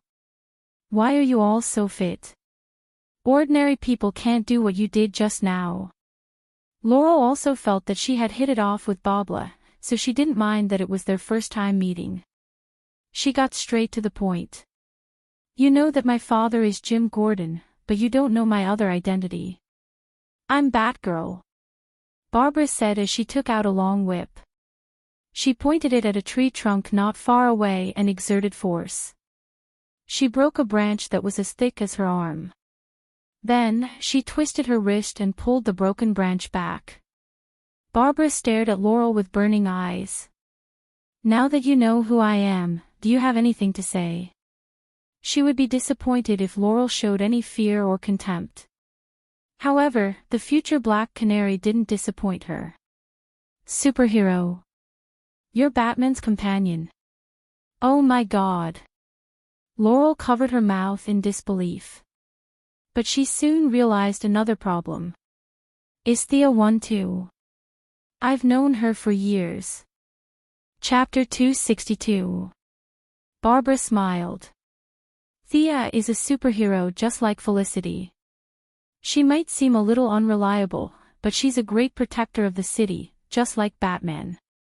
Barbara, who had recovered from her injuries, no longer wanted to compete with Thea to see who was stronger. When the gap between them was not that big, they could still compete. Now that the gap between them had widened, Barbara was calm. She admired Thea even more, especially when she saw how peaceful and united Star City was. Batman investigated her past. She should have started showing up 2 years ago. At that time, her brother and father had just passed away. Laurel. I was wondering why this name sounded so familiar. You're the woman who dated her brother, aren't you? As Barbara spoke, she realized that the world was too small. When Batman was collecting information on Thea, Laurel and Olivier were the ones who compiled the information. It was only now that they matched the photos. Is that so? She has been secretly protecting the city since then. The security of Star City is indeed much better than 2 years ago. Laurel compared the 2 years. There was indeed a period when Thea was nowhere to be seen. Could it be that she was fighting crime every day? Their perspectives determined the limits of their vision. They did not know the various ways to resolve conflicts. They were simply using violence to curb violence, thinking that all crimes could be solved with their fists. Laurel Lance, the more righteous the better. Are you willing to join us?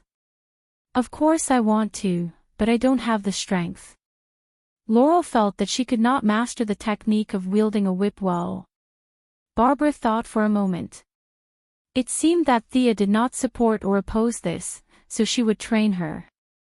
After being scolded by Batman every day, she felt unexpectedly good to be able to teach someone else a lesson. The next day, when Thea came to the secret base in the afternoon to rest after working for half a day at the corporation, she found that there was one more person in her base. Laurel, who was sweating profusely and wearing a sports singlet, was learning boxing when she saw Thea come in. Thea could only smile and nod. She felt that Laurel's training was useless. Star City was unexpectedly quiet before the return of the Green Arrow. If she had the time, she might as well use it to expand her law firm. However, to each his own, Thea could not say anything. Now that she saw Barbara excitedly teaching, Laurel lowered her head and studied hard. Thea also remembered the scene when she was learning from Malcolm. She did not know where old Malcolm had run off to. It was also rare to find someone who had gone missing while searching for his roots and ancestors. After watching them teach for a while, Sia went to Felicity and poked her. "Aren't you going to practice?" "I don't have any sports cells." Felicity was depressed. She was lazy, but she had pestered Thea to teach her for a few days. However, the results were really shocking. The girl's coordination was too poor. Even the simplest movement would be distorted. In the end, Felicity could only give up. The two chatted for a while. Thea went to read by herself. A few days ago, she went to visit a few of the leaders of Princeton and gave them a large sum of money. Both sides were very happy. Her plan of half a year of university, 1 year of master's degree, and 2 years of doctorate had reached a preliminary consensus.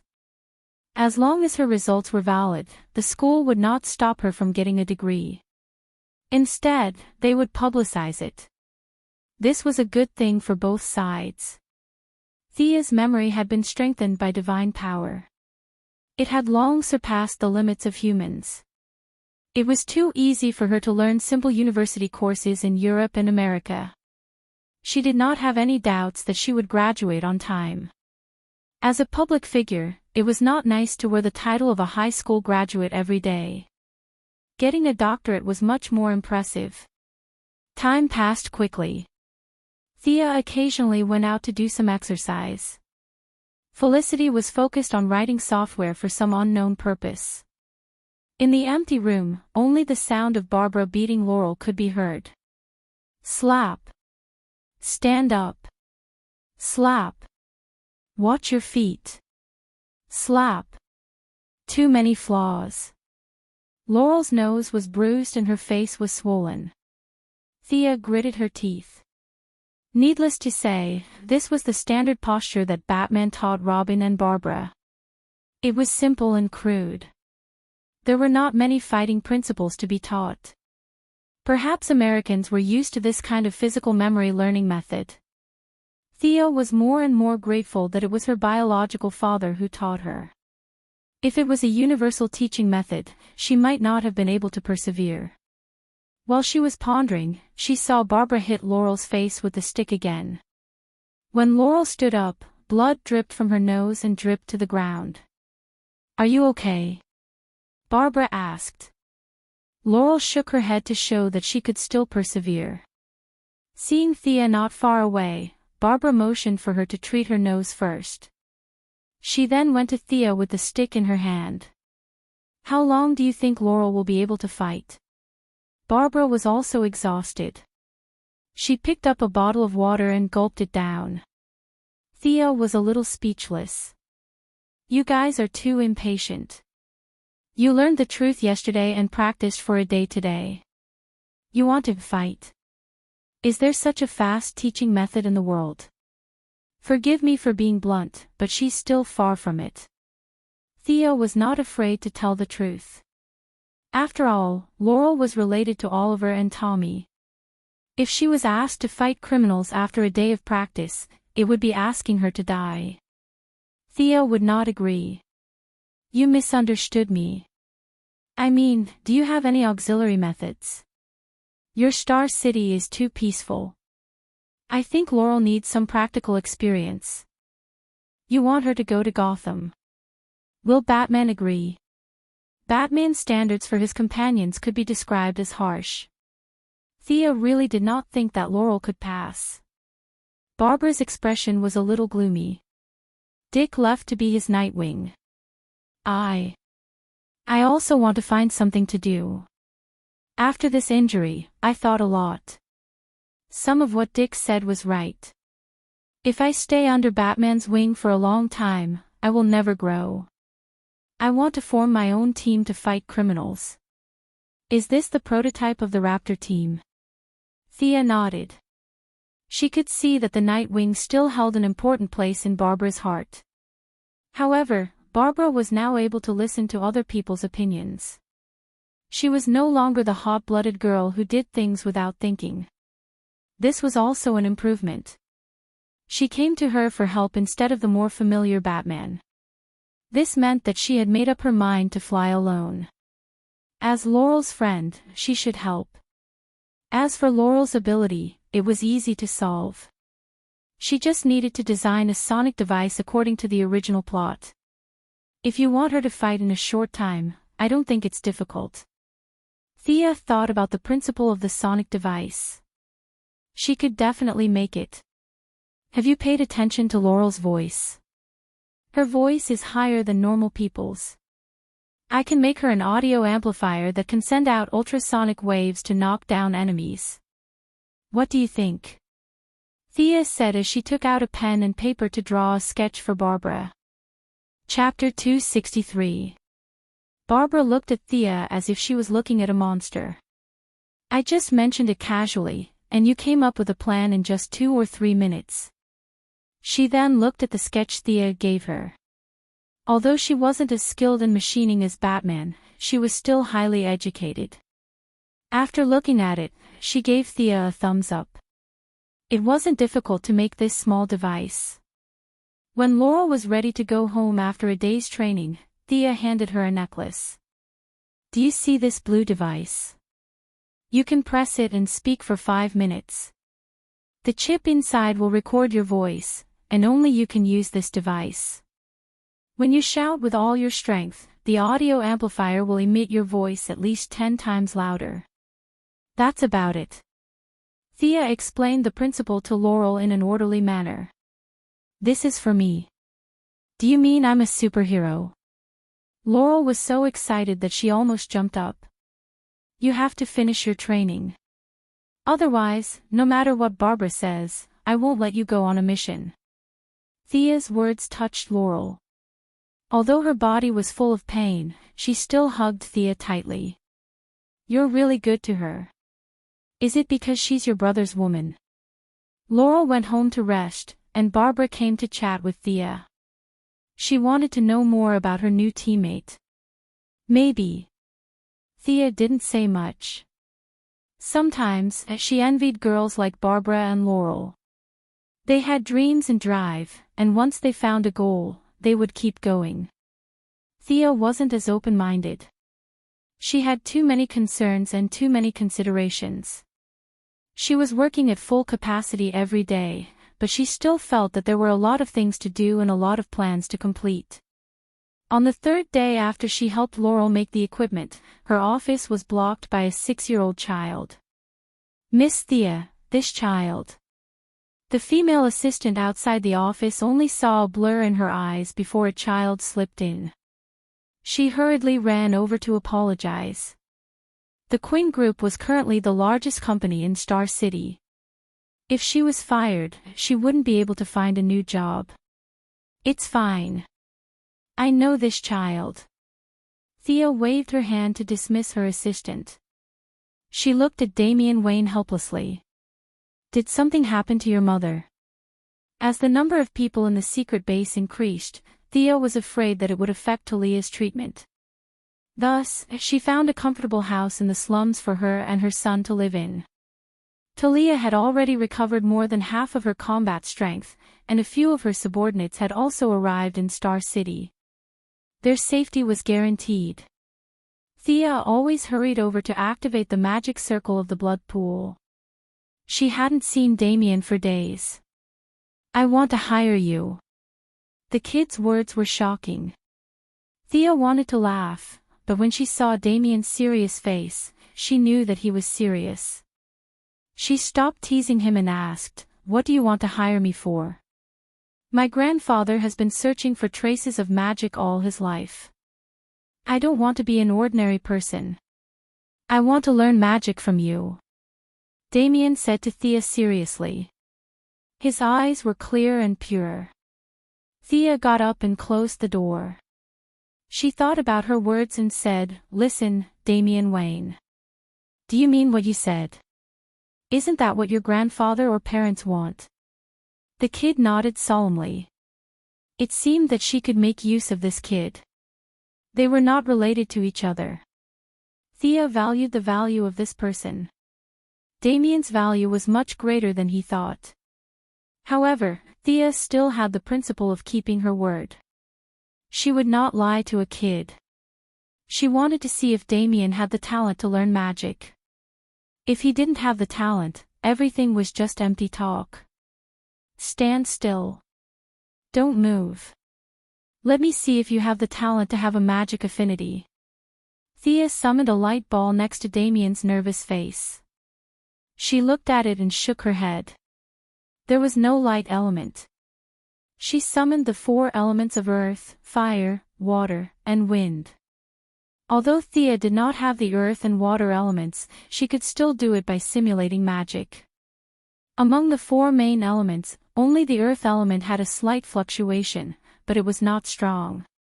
When she finally summoned the dark element, she could feel that the dark element was obviously attracted. Thea took off the plane mirror and said, "Kid, you are lucky. You have an affinity with the dark element and can also sense the earth element. However, considering your age, the connection with the earth element will become weaker and weaker when you become an adult. You obviously have too much of a single element, but not to the extent of having 2 elements. You can barely be considered a good talent."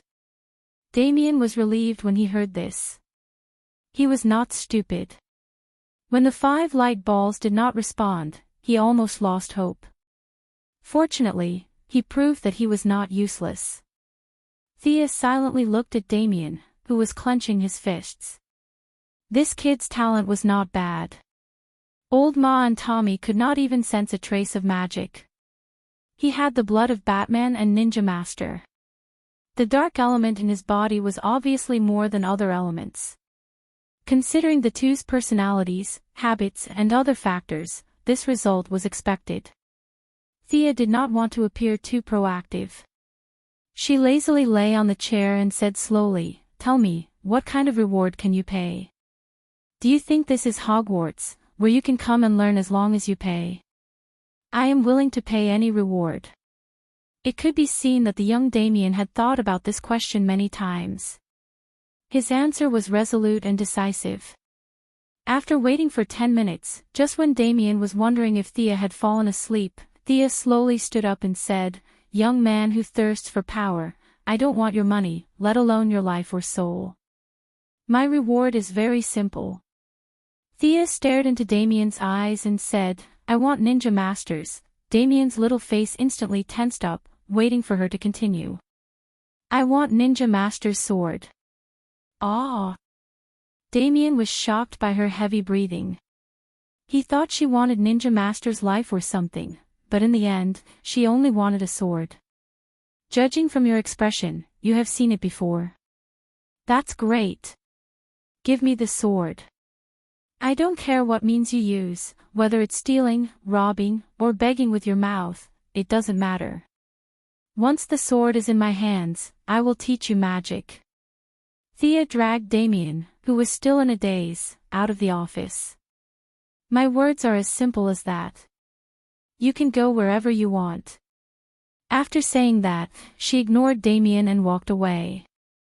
Damien, who was like a little adult, left Wayne Building. He initially thought the mission would be easy. But after recalling his grandfather's attitude towards the sword and connecting it with Thea's mission today, even a fool would know that the sword was extraordinary. He could not get it with his own strength. In the end, Damien made up his mind and went back to his residence to discuss it with Talia. Chapter 264. Damien told Talia about his meeting with Thea. On one hand, Talia felt that her son was too bold. He dared to make a deal with Thea, who was definitely not kind at the age of 6. On the other hand, she was proud of her son's talent in learning magic. She was seriously injured this time and thought that she was going to die. She didn't expect Thea to treat her in such a messy way. Now, she was about to recover. This made her deeply feel the wonders of magic. She also had a clear understanding of the ancient secrets that the ninja master had tirelessly collected for 800 years. The master had been searching for 800 years for an opportunity, and now it was going to fall on her son. How could she not be happy? But when she thought of the master's horror, as his biological daughter, she was the most emotional. You would never know how many trump cards he had hidden. The clown dared to go in and snatch people because he was too crazy. But how many clowns were there in the world? Talia didn't think that she was that strong. Thea's mission happened to be within their limits. They couldn't do it if it was harder, but it wasn't difficult if it was easy. This kind of mission that required a lot of brain power and energy made Talia grit her teeth. But for her son, she was determined to get it. As for making a fake sword to fool them, she didn't dare to do that. Damien's learning was not a hammer business. He had to learn from Thea for a long time. If one day they found out that it was fake, Damien's life would be in danger. Both mother and son didn't mention asking Batman for help. Damien felt that his pride didn't allow him to ask too many people for help. Talia, on the other hand, knew that Batman and the Ninja Master were friendly. To be honest, she felt that the Ninja Master valued her more than Batman. When I recover, we'll go back to Nandabart together. Let's. The mother and son stayed up all night, discussing their plan. Thea didn't care about their plan. As the saying goes, no matter how hard one tries to guard against a thief in one's own house, they could get it themselves, ask Batman for help, or even force it. Thea only cared about the results. She didn't care about the process. With the replacement of the old and the new, the company's affairs were gradually on the right track. Naturally, as the chairman, she had fewer things to do. With the moon goddess's chosen one ability, as long as she was in Star City, she would be able to sense when her name was mentioned at night. If it was just a few words of complaint, it would be fine, but if it was the kind of dissatisfaction, then it would be bad luck. Those who were lucky would be transferred to other cities, such as metropolises or cities like Gotham where superheroes were more active. If they did not court death, they could live for a few more years. As for those who said nasty things, they would directly send the sharp claws of the court to deal with them. After that, all he had to do was report the missing person to the police station. What code name do you think is suitable for Laurel? Babla asked Thea, who was reading a book. The book looked very thick, and Babla couldn't even read the words on the cover. Just by looking at the very abstract illustrations between the pages, she knew that it wasn't a science book. Theo looked up from the complicated magic book and found that Laurel was listening attentively. After thinking about it, she couldn't think of a good name, so she decided to use the original one. I remember that Inspector Lance gave you sisters a black canary when you were young. Plus, the Bat family is all dressed in black. You don't like colorful things, right? How about Black Canary? Good name. You have a talent for naming. The two girls thought it was a good name. Thea was a little embarrassed. I have a talent for naming. Didn't you hear the moose in the ring roaring? With a good name, trouble would follow. Laurel practiced for 2 days and thought that she had improved a lot, so she started to ask Babla for weapons and equipment. Babla was ready to go solo, so it wasn't appropriate for her to ask Batman for things.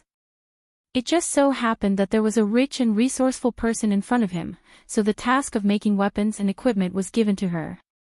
Theo looked at Laurel's skills. To be honest, she wasn't very good.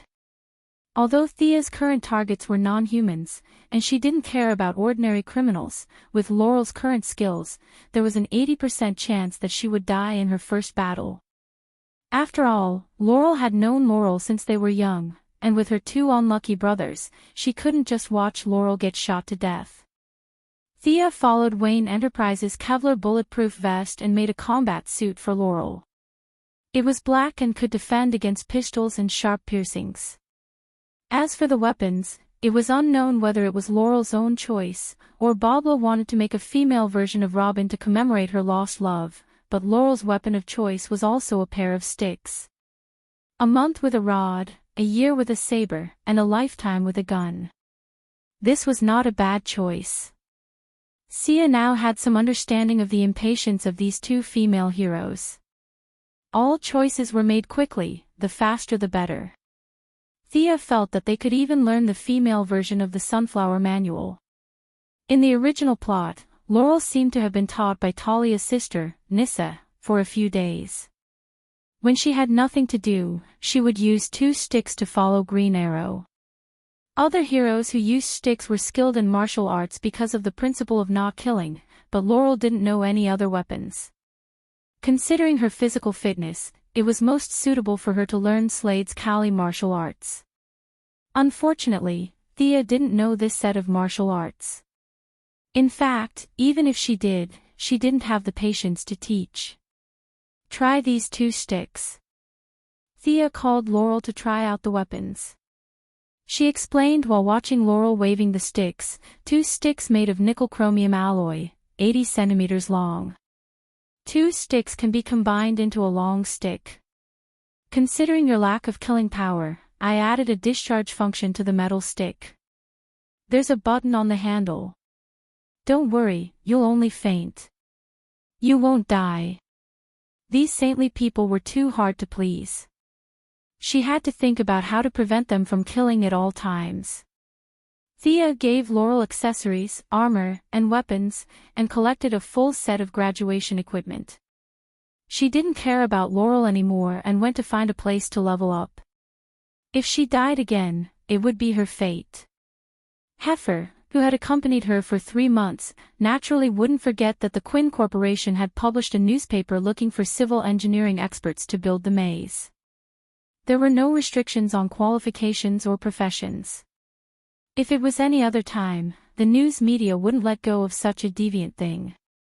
However, most of the cameras were attracted by Bruce Wayne's big news, so Thea didn't attract much attention. But her principle of no restrictions still attracted a large number of people to submit their own proposals. The people who were attracted by her generous offer came from all walks of life. There were professors from schools, employees who thought they had a talent for architecture, engineers from the army, and even small groups of explorers who were actually grave robbers. Amidst the excited cries of the heifer, he picked the most complicated one and directly decided to build it. Chapter 265. According to the government, they'll officially make a request to the Turkish side in 3 days. Did the Quinn Corporation contact the government?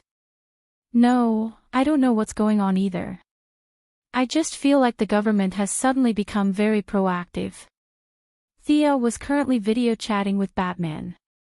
She was also very confused about Batman's question. Everything was going according to plan. It would have taken another month, but the government suddenly went crazy and approved all the procedures. Thea even thought that Batman had used his hidden connections. If it's not because of our relationship, then the only ones who can push the government are the military and the Heaven's Eye Society. I'll help you deal with some of them, but you have to be careful. Batman reminded her, and the two quickly ended the call. For ordinary people, this matter was led by the Wayne Corporation, and Thea's Quinn Corporation only played a supporting role. However, the higher-ups all knew who was in charge, and it was unrealistic to ask them to selectively forget about Thea. If only I could brainwash these people. Thea put her hands behind her head and put her long legs on the table, thinking leisurely. Unfortunately, it was very unrealistic. She shook her head and threw away some unrealistic thoughts. Thea knew that the rapid increase in her power had some effect on her state of mind. Now, the first thing she thought of before doing anything was magic. This was very abnormal. The Constantine family had too much black magic. Thea decided to rest for a few days and get more sun to recover her normal state of mind. However, she was only on the balcony for an hour before she was interrupted.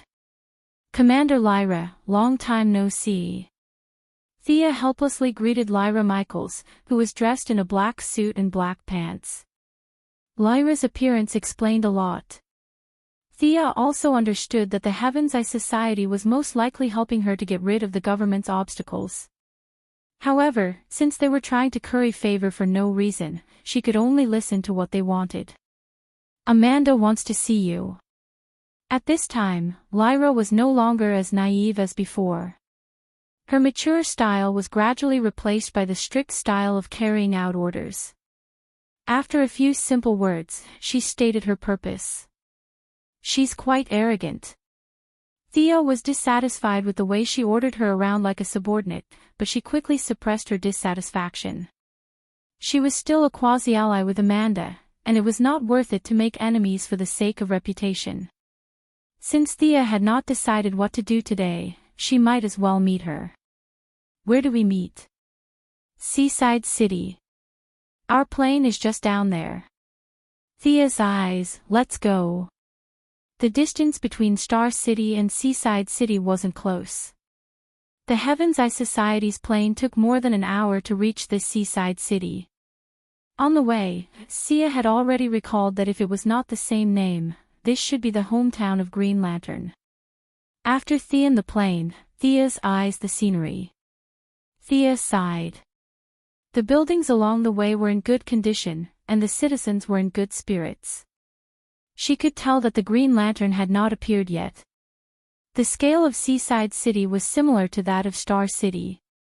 The combined size of the two cities could not compare to a metropolis or Gotham. They were the more stable and quiet places among the first-tier cities. However, Thea knew that all this was just a facade. As long as the Green Lantern put on the ring, the hard life of the people here would begin. As the Green Lantern Corps' office on Earth, the people of Seaside City could only dream of living a peaceful life until they retired. The luckier ones would be blasted into the sky by the Red and Yellow Lantern Corps while they were asleep. The unlucky ones would be chased by aliens for 2 miles and then trampled to death. This was not an exaggeration. This was the main way of life in Seaside City for the next few years. The medical and funeral stocks would skyrocket, and the insurance, housing, energy, and other sectors would plummet. This lively lifestyle would only come to an end when the Black Death Emperor arrived at Seaside City. It was not because they had lived a happy and peaceful life, but because the entire city had been wiped out by the Black Death Emperor, who was suspected to be a ferocious beast. Miss Laura, you're married. Thea sat in the back seat of the car and inadvertently glanced at Lara's left hand. The shiny ring on her ring finger was a sign that this agent had entered the marriage hole. Lara raised her left hand and looked at it. A happy smile appeared on her face. Yes, it's my comrade in Afghanistan. Then I really wish you all the best. Thea pretended to be happy for her. However, if she remembered correctly, Lara's first marriage with the black man, John Deagle, only lasted for a short time. Lara was still in the rising stage of her career, and Deagle had left the military camp and entered the city. He was in a miserable state. If Oliver had not dragged the black man to kill monsters every day, they would not have had a second marriage. Talking about men was always the best topic for women to improve their relationship. Thea avoided talking about her own matters and always focused on Lara's topic. Your husband must be very gentle. Your husband actually does housework. Oh my God. It's a miracle. As they talked, the relationship between the two gradually warmed up. Although it was not to the point where they fought side by side in Gotham, it was no longer as businesslike as it was in the beginning. Just as the car stopped in front of an abandoned warehouse, 2 agents went to open the door. When no one was looking, Lara whispered in Thea's ear, Amanda noticed your supernatural ability. Be careful. After that, Lara pretended to be very serious, as if what she said had nothing to do with her. Thea pretended that she did not hear anything. She was prepared for this, but Amanda's attitude was obviously arrogant. Was it because she had more cards in her hands, or did she think that she could control herself with Oliver in her hands? Should she teach her a small lesson or a big lesson? It was so hard to choose. Thea followed the few of them into the warehouse. Lara stepped forward and did a bunch of identity checks and pupil checks. Finally, the metal door of the Heaven's Eye Society's secret base appeared in front of Thea. This is your secret base? Thea asked even though she already knew the answer.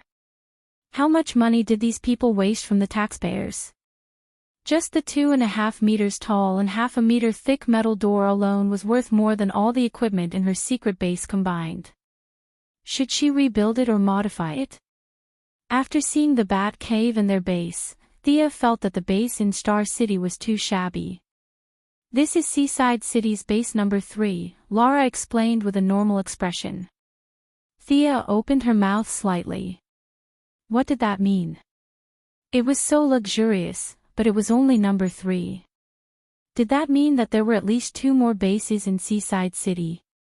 Just as she was calculating how much these bases cost in USD, she heard a muffled sound coming from inside the base. Rumble, under the violent shaking, they could even feel it from the door. Something's wrong.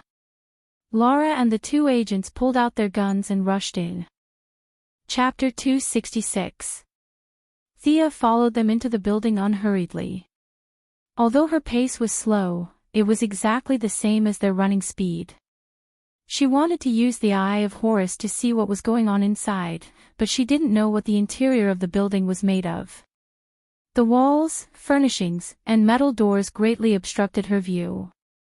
The Heavenly Eye Society was indeed worthy of its reputation. This kind of anti-see-through technology was very advanced. Needless to say, this was definitely prepared for Superman and the Martian Hunter. Of course, it was also prepared for people like her who had nothing better to do, Thea thought bitterly. However, she wasn't sure what Amanda was doing. Listening to the continuous gunshots and cries for help, she knew that the situation wasn't optimistic. Thea thought as she walked. Could it be that she had guessed wrongly? Amanda wasn't threatening her, but acting pitiful. Did she deliberately write and direct a scene to win her sympathy? After walking for less than 10 minutes, Thea came to an extremely spacious place. Before she had time to look around, she heard a violent shout. Go to hell, ants that get in the way. The voice was hoarse and weak, like the noise of some kind of metal scraping. Thea only felt an invisible wave pressing against her. Looks like nothing. Thea reached out her left hand, trying to neutralize the wave. However, halfway through casting her magic, she knew that she had miscalculated. The opponent wasn't using magic, but some kind of strange psychokinesis. Psychokinesis was also a kind of mental power. If the opponent was just using psychokinesis, she could completely block it with her high-level magic. However, the strange aura of the opponent's psychokinesis bypassed Thea's magic barrier and hit them like a wave. Thea felt the opponent's psychokinesis in 1/10 of a second. It was indeed not very strong. With her physical fitness, this wave was no different from a gust of wind. However, she could withstand it, but the others couldn't. At the critical moment, Thea put an air shield on Lila, which offset half of the impact. At least she knew Lila, so she would help if she could. As for the other 2 agents, they were just unlucky. The 2 unlucky agents spat out a mouthful of blood at the same time as if they had rehearsed it. They fell to the ground upside down, their legs kicking a few times before they stopped moving. Laura, who had been pulled back by Thea, was in a much better state. Facing Laura, who was equipped with a wind shield, the psychokinesis did not choose to retreat. Instead, it collided directly with Laura. The violent impact caused Laura to take 3 steps back. A trace of blood flowed from the corner of her mouth. She saw stars in front of her eyes, but her life was not in danger. But at this moment, no one was paying attention to her. The enemy looked past her and saw Thea. She didn't go to work today. In order to bask in the sun more, she dressed casually.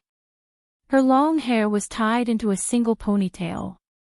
She wore a checkered top with a knot below her chest, revealing her smooth and delicate abdominal muscles and navel. She wore a pair of shorts with a wide belt and a pair of canvas shoes. In order not to expose his spatial ring, he also carried a slanted backpack on his shoulder. There were only some daily necessities in the bag. The originally hostile atmosphere in the room was mostly diluted by her shopping attire. In addition, she looked around as if there was no one else around, which created a lot of psychological pressure for them. Thea first looked at the guy who had attacked her just now. She immediately took a step back. This was not because the enemy had an extraordinary aura, but because the enemy was too ugly. Thea's reaction was purely a conditioned reflex when she saw a toad. It was not because the toad was very powerful, but because it was disgusting. The person in front of her had 4 limbs and a torso. It could be seen that he was a humanoid creature. But because his facial features were squeezed together, his original human appearance was unrecognizable. His clothes were dirty, and there were many bloodstains and mud on his body. But the most eye-catching thing was his forehead. His entire forehead was bulging upwards and forwards. The part that was bulging upward stretched his entire head by a quarter. The part that was in front of him was the most exaggerated, like a big bowl that was buckled on his head. The veins on his forehead were not flowing with blood, but some kind of yellow substance. Thea glanced at him and did not want to look anymore. On one hand, it was a little disgusting. On the other hand, she remembered. Wasn't this guy the boss of Green Lantern? His mutated psychokinesis was as weak as a baby in Thea's eyes. It was not worth mentioning. Thea's psychic power was much higher than his. She simulated his psychic power fluctuations like a drop of water in the sea. Although the toad could see her, no matter how hard he tried, the invincible psychokinesis passed by her naturally as if it did not see Thea at all. The toad did not believe it and controlled some metal objects to stab Thea. But something magical happened. Every time the psychokinesis got close to Thea, it would automatically go around her. In the end, the toad was completely dumbfounded. He could not figure out whether the woman in front of him was a human or a ghost. Thea ignored him and walked to the platform in the center of the room. She found this person's side profile familiar, and now she finally saw his face. Hee, isn't this the most honorable senator of America? I remember your name. What was it again? Thea took out a small black book from her bag and excitedly flipped to the first page. Yes. That's right, Senator Hammond from Seaside City. Honorable Sir, do you still remember me? Thea laughed happily. She wanted to settle the score with this guy, but she did not expect him to die in less than a month. I remember. Save me, save me. I promised you everything you asked me to do. I still have money. I'll pay you. Save me. The white-haired senator was tied to the platform. Now that he saw Thea, he did not care about his face and desperately begged for help. Remember me? Then. What's my name? Do you still remember me? Thea asked jokingly. The white-haired senator's face instantly turned pale.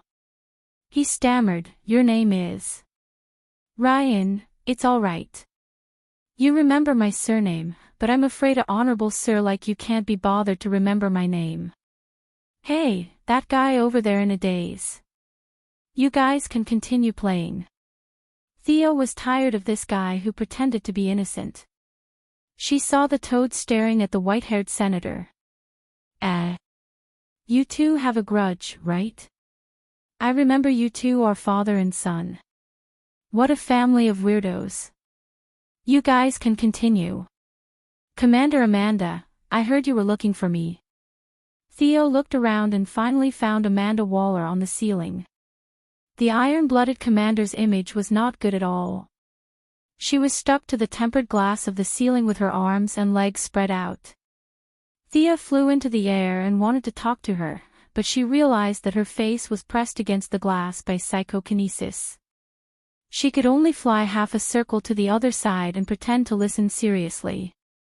Chapter 267.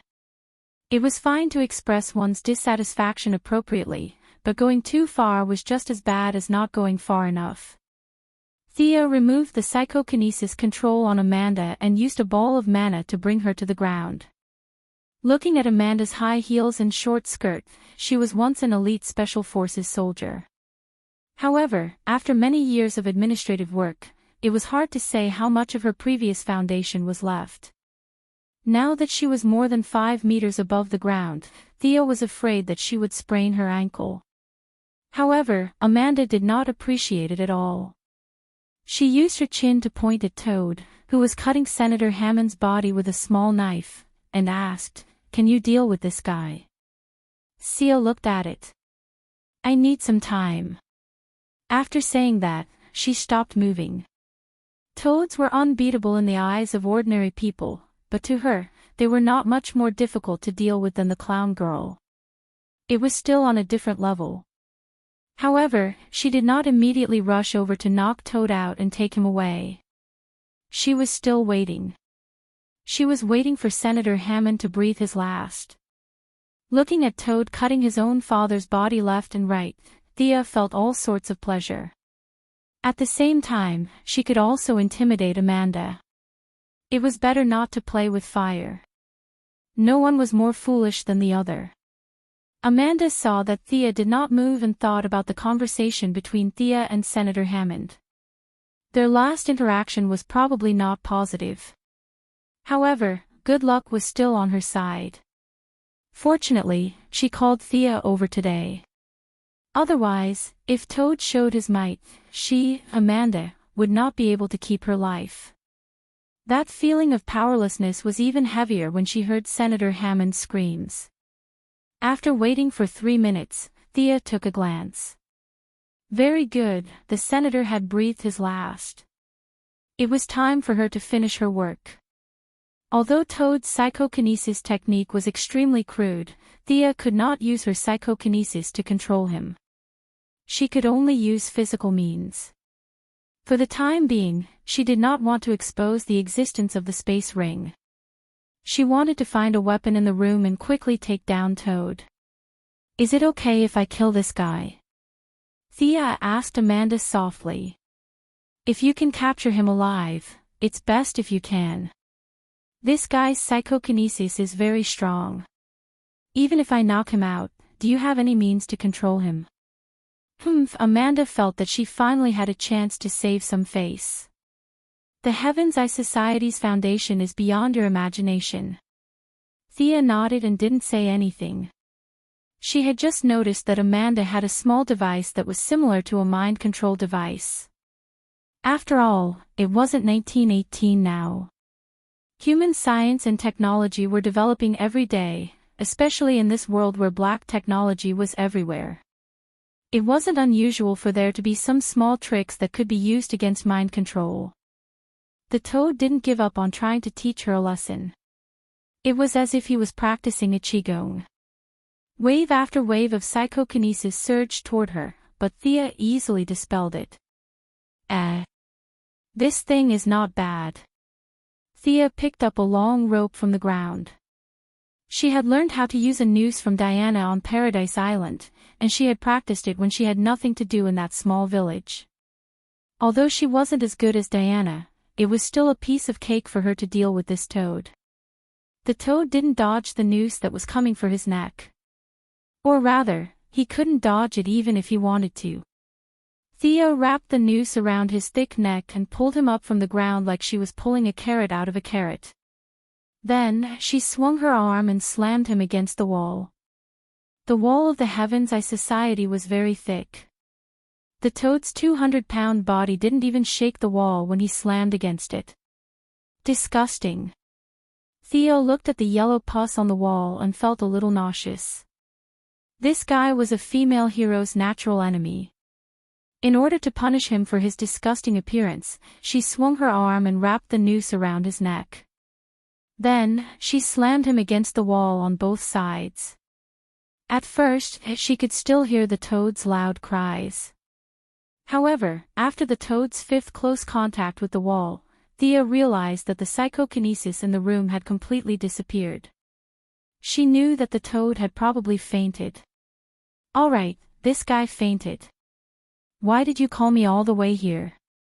Thea wanted to finish her sentence and leave as soon as possible. The toad's appearance meant that Hal Jordan had become the Green Lantern. According to the movie's sequence, the Parallax Devil was about to appear. Thea didn't want to stay here for even a minute longer. In the movie, Hal Jordan made full use of the intelligence of the people on Earth. No matter what kind of monster was thrown into the sun didn't disappoint the people on Earth. No matter what kind of enemy it would burn them to death. But how was that possible?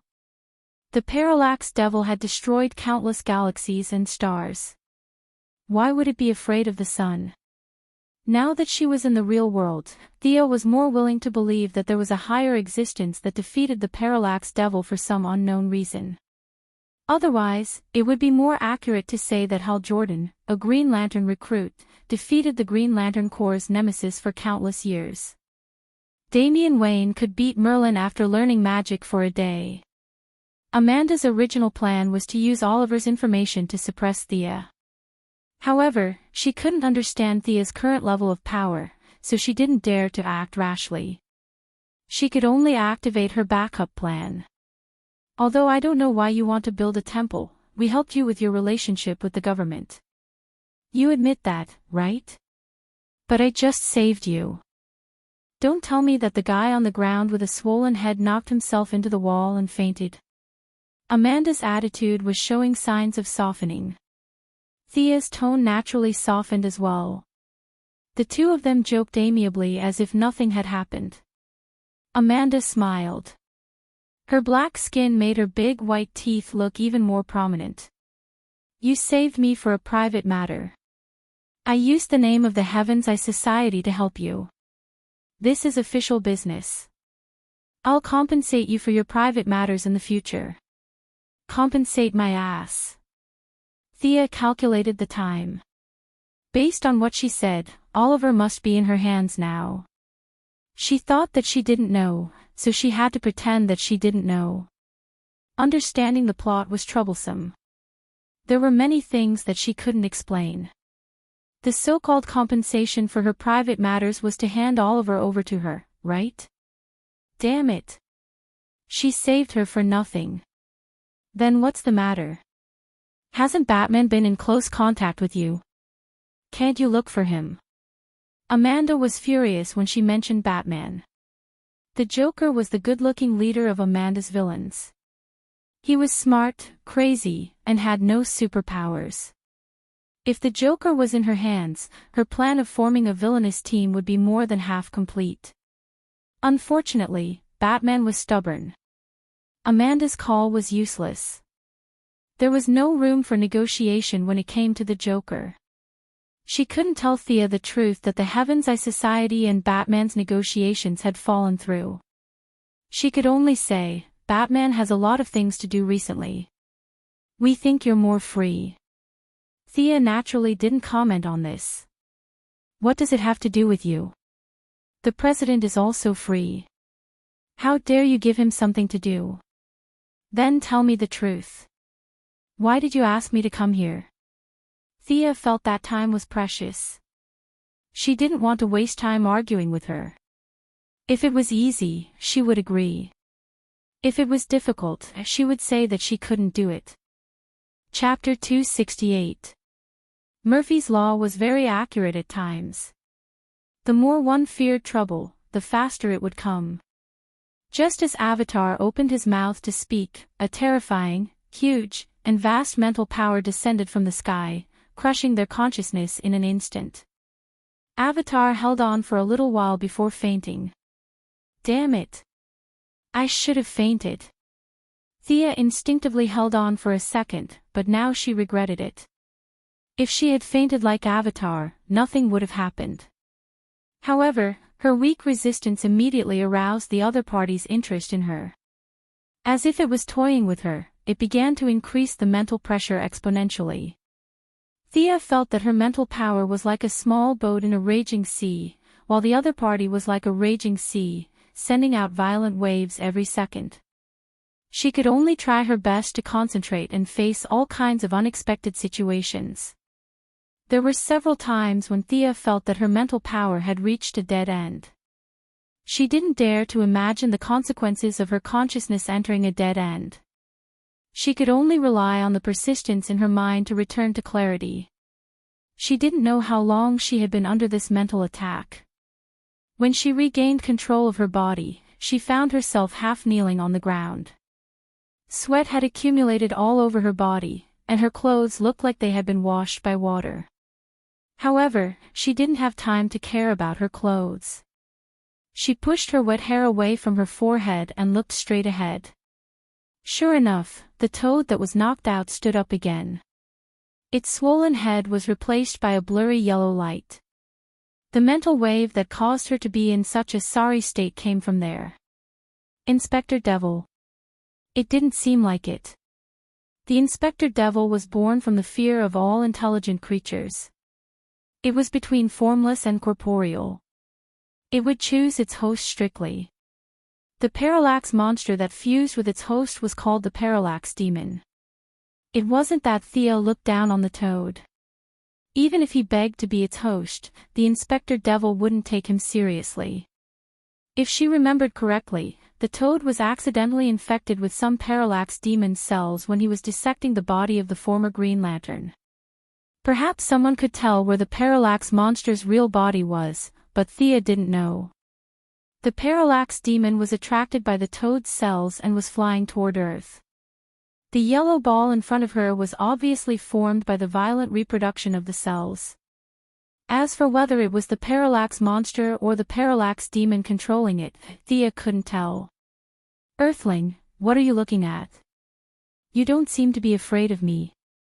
The yellow ball of light left the toad's neck, and the headless body fell to the ground. The yellow ball of light seemed to be interested in Thea. It circled her twice and asked her a question in her mind. Nonsense. I'm scared to death. What makes you think I'm not afraid? Thea did not want to differentiate between a parallax and a parallax. She only knew that she could not defeat one of them. Not to mention herself, even Horus would not be a match for them in his prime. The ball of light circled around her, causing her hair to stand on end. Until the ball of light spoke to her in her consciousness, she was so frightened that she did not dare to stand up. No, you say you're scared, but you're not. Instead, you're excited. What's even more amazing is that you seem to know me. Am I right? This is the first time I've seen someone who knows who I am and isn't afraid of me after so many years. The meaning of the signal transmitted by the yellow ball of light was becoming more and more obvious. I'm not afraid. Thea asked herself if she was afraid. She was definitely afraid of Dire Beast, Yojia Khan, Tian Shi, and a bunch of other Dire Beast Smurfs. Even Dire Beast Smurfs were scared to death. On the other hand, she was not afraid of Darkseid, the Anti-Watcher, or the Black Death Emperor. Why was she not afraid? Because they had been defeated before. Although the parallax monster was very powerful, it was suppressed by Sinisto like a dog. She knew this part of the storyline. Her fear of the parallax monster was divided among the few big bosses whose names could not be mentioned easily. When it came to the parallax monster, most of her fear of it was washed away by the familiar storyline. Naturally, there was not much left of her fear of it.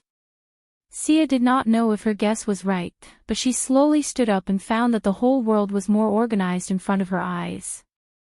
The weak breathing of Amanda and the others, and the chirping of insects in the distance, were all echoing in her ears.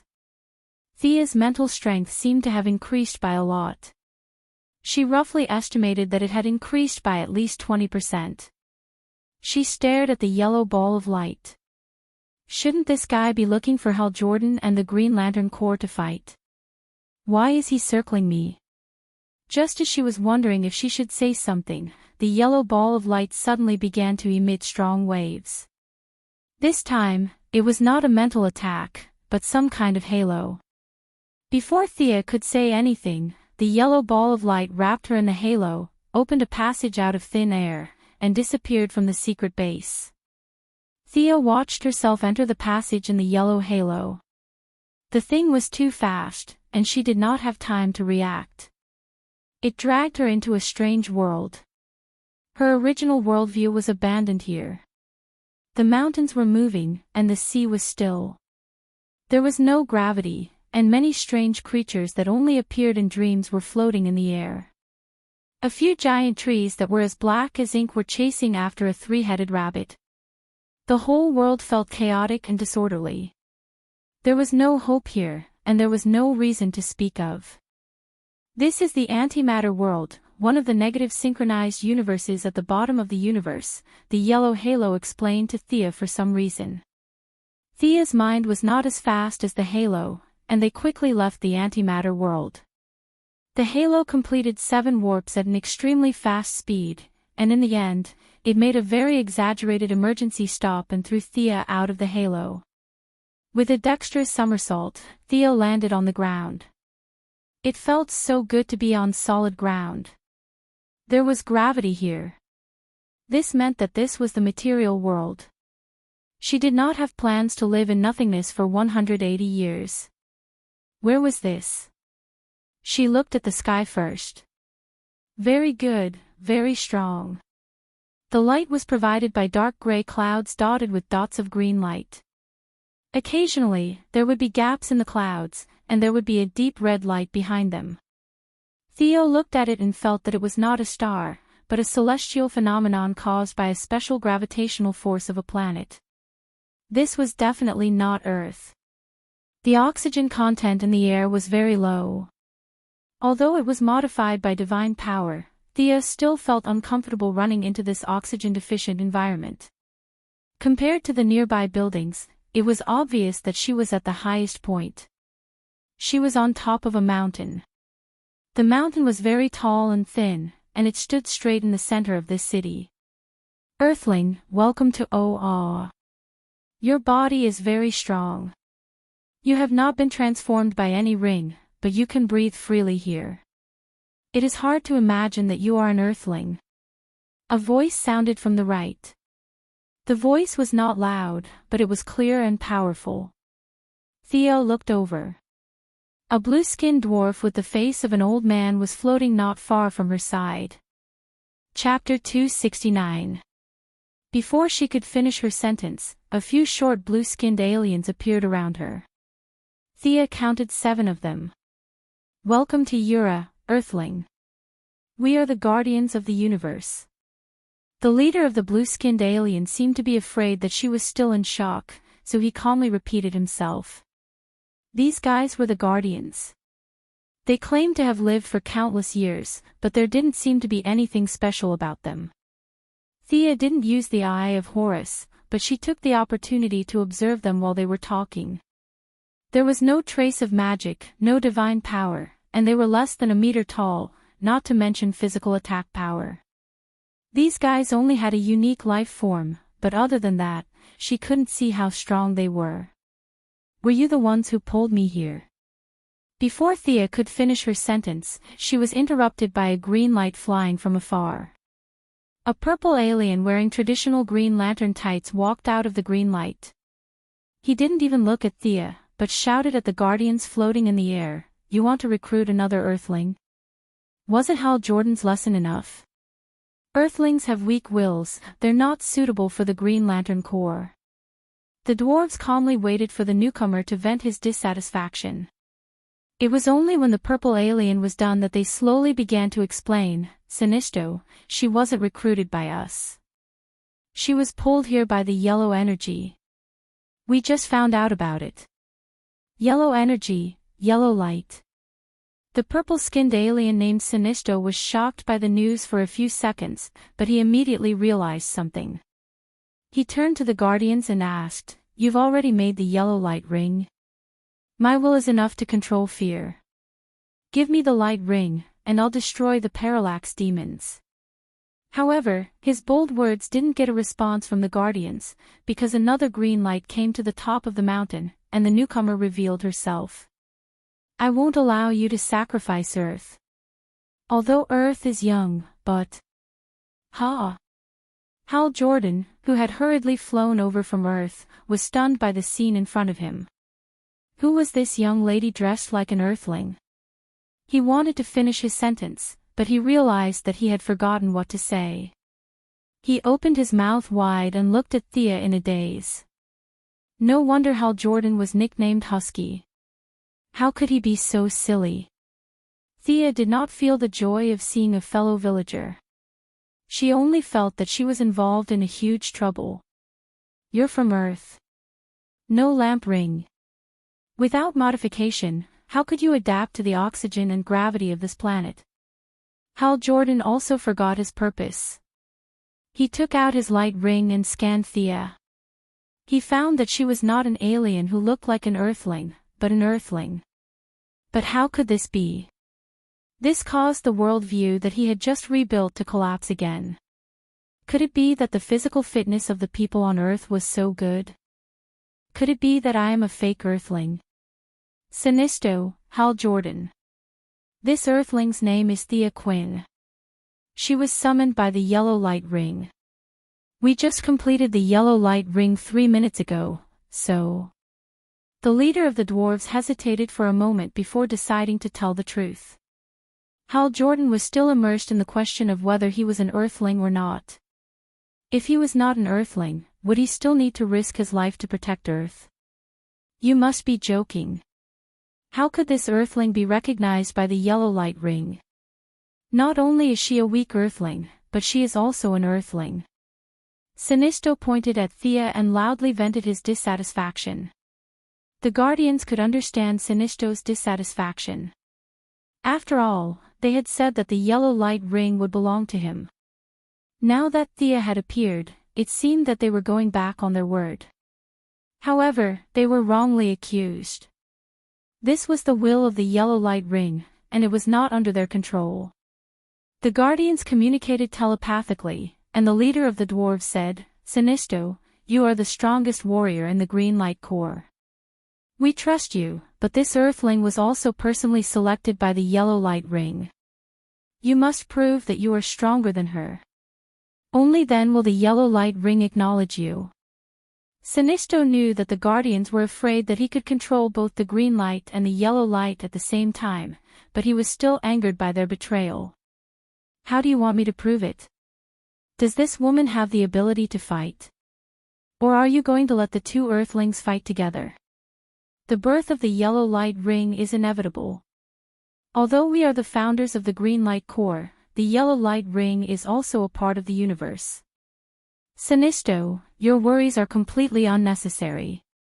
We will not obstruct you. We will only facilitate it. The leader of the dwarves explained, you will fight it out in the Green Light Corps arena. Earthling, what do you think? The dwarf turned to ask Thea. At this moment, Thea's mind was in turmoil. The yellow light ring. It had actually chosen her. Shouldn't it have chosen Sinisto at first glance? To be honest, Thea did not like this so-called emotional power. This kind of power was too illusory, and there was not a trace of feedback to the body. In terms of life's natural order, all the holders of the lantern ring were mortals, including the seemingly powerful Sinisto. His lifespan wouldn't last more than a few years longer than his fellow clansmen. When his lifespan was up, the lantern ring would fly away. Any glory or victory would be nothing more than a passing cloud. When this group of people mentioned the yellow light ring, they would think of fear, as if it was an incomparably evil power. However, Thea, who had mastered magic, had a different view. Light was not justice, and darkness was not evil. This theory was also valid on the emotional spectrum. It was laughable to artificially determine emotions as good or evil. Fear could give people enough faith. Wasn't Batman a living example? On the other hand, Thea did not feel that she had the power to control fear. She was afraid of many things, and it was fundamentally different from Sinisto's steel-like will. However, now that the yellow light ring was waiting for her in front of her, she did not need to do the prerequisite mission. It would be a pity to give it up. Following the transmigrator's principle of getting it first, regardless of whether it was useful or not, Thea decided to compete with Sinisto. A few guardians took the lead and flew to a mountain not far away. Sinisto's face was ashen, and he followed without a word. Can you fly? I'll carry you. Hal Jordan still did not understand what had happened, but seeing Thea's navel and long legs, he wanted to help this fellow Earthling. Don't touch me. I can fly by myself. Thea waved her hand and rejected his help. After the parallax's mental suppression, her mental strength had reached a new level. The magic reaction in Oua's air was much higher than on Earth, and she could fly with her own magic. Although she was not as fast as the Green Lanterns, the distance in a straight line was not far. Thea landed lightly on their arena. Hal Jordan was the last to arrive. He was stunned by Thea's ability to fly by herself. Without the help of the yellow light ring or any technological equipment, she just flew away. After a long while, Hal Jordan came to his senses. This woman was definitely not someone to be trifled with. The water on Earth was much deeper than he had imagined. Thea's independent flight was nothing in the eyes of the Guardians, but to Sinisto, who was still in the normal range of life, it was quite a shock. Having traveled to countless galaxies, he had seen some planets with life forms that were far beyond the local ordinary level. Although he still said it with disdain, he was already on high alert. Chapter 270. In Sinisto's eyes, Thea was a special species in the local food chain. After some mutations, she had abilities that far exceeded those of the same species.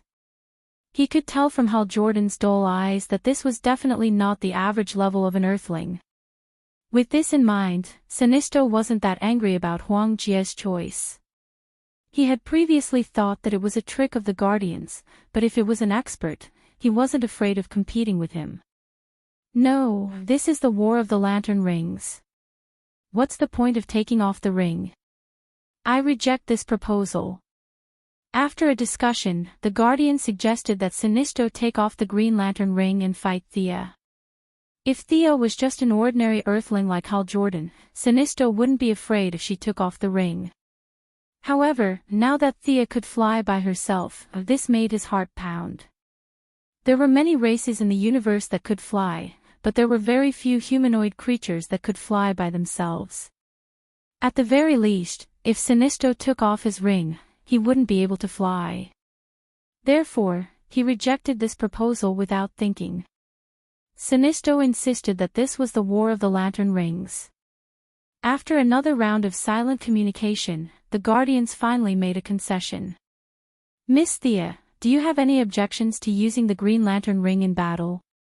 Thea's ability to fly had also caused their attitude to change a little. They no longer addressed her as an Earthling. Can't the Green Lantern Corps use it too? Thea didn't want to work for these old farts who had lived for hundreds of millions of years. You can use a temporary ring. A light green ring appeared in front of Thea in the void. After receiving her nod, the ring automatically slipped onto her right middle finger. A massive amount of information entered her mind. Only then did Thea realize that she had been a little narrow-minded. The power of the lantern ring was very similar to magic power. Magic power existed forever, and the power of emotions had the same characteristics. As long as there was life, these emotions would exist forever.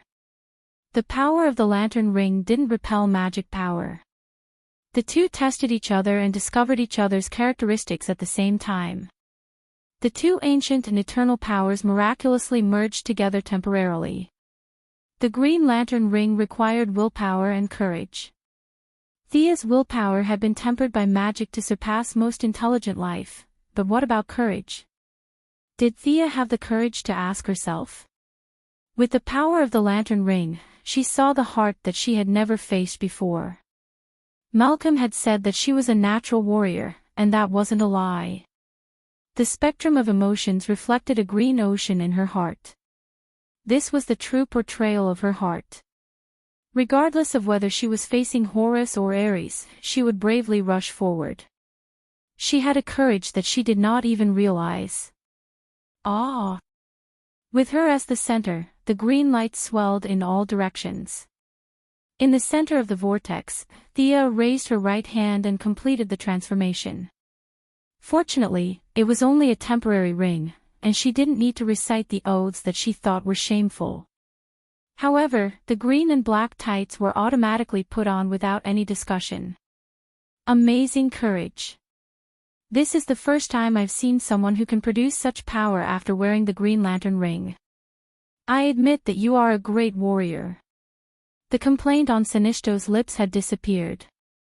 That was the truth. His pride wasn't to the extent that he would ignore Thea and spout nonsense. But it's strange. Why did the Green Lantern ring choose that Earthling over there and not you? Strength won respect. Hal Jordan, who was already disliked, was automatically demoted to that Earthling, in Sinistho's words.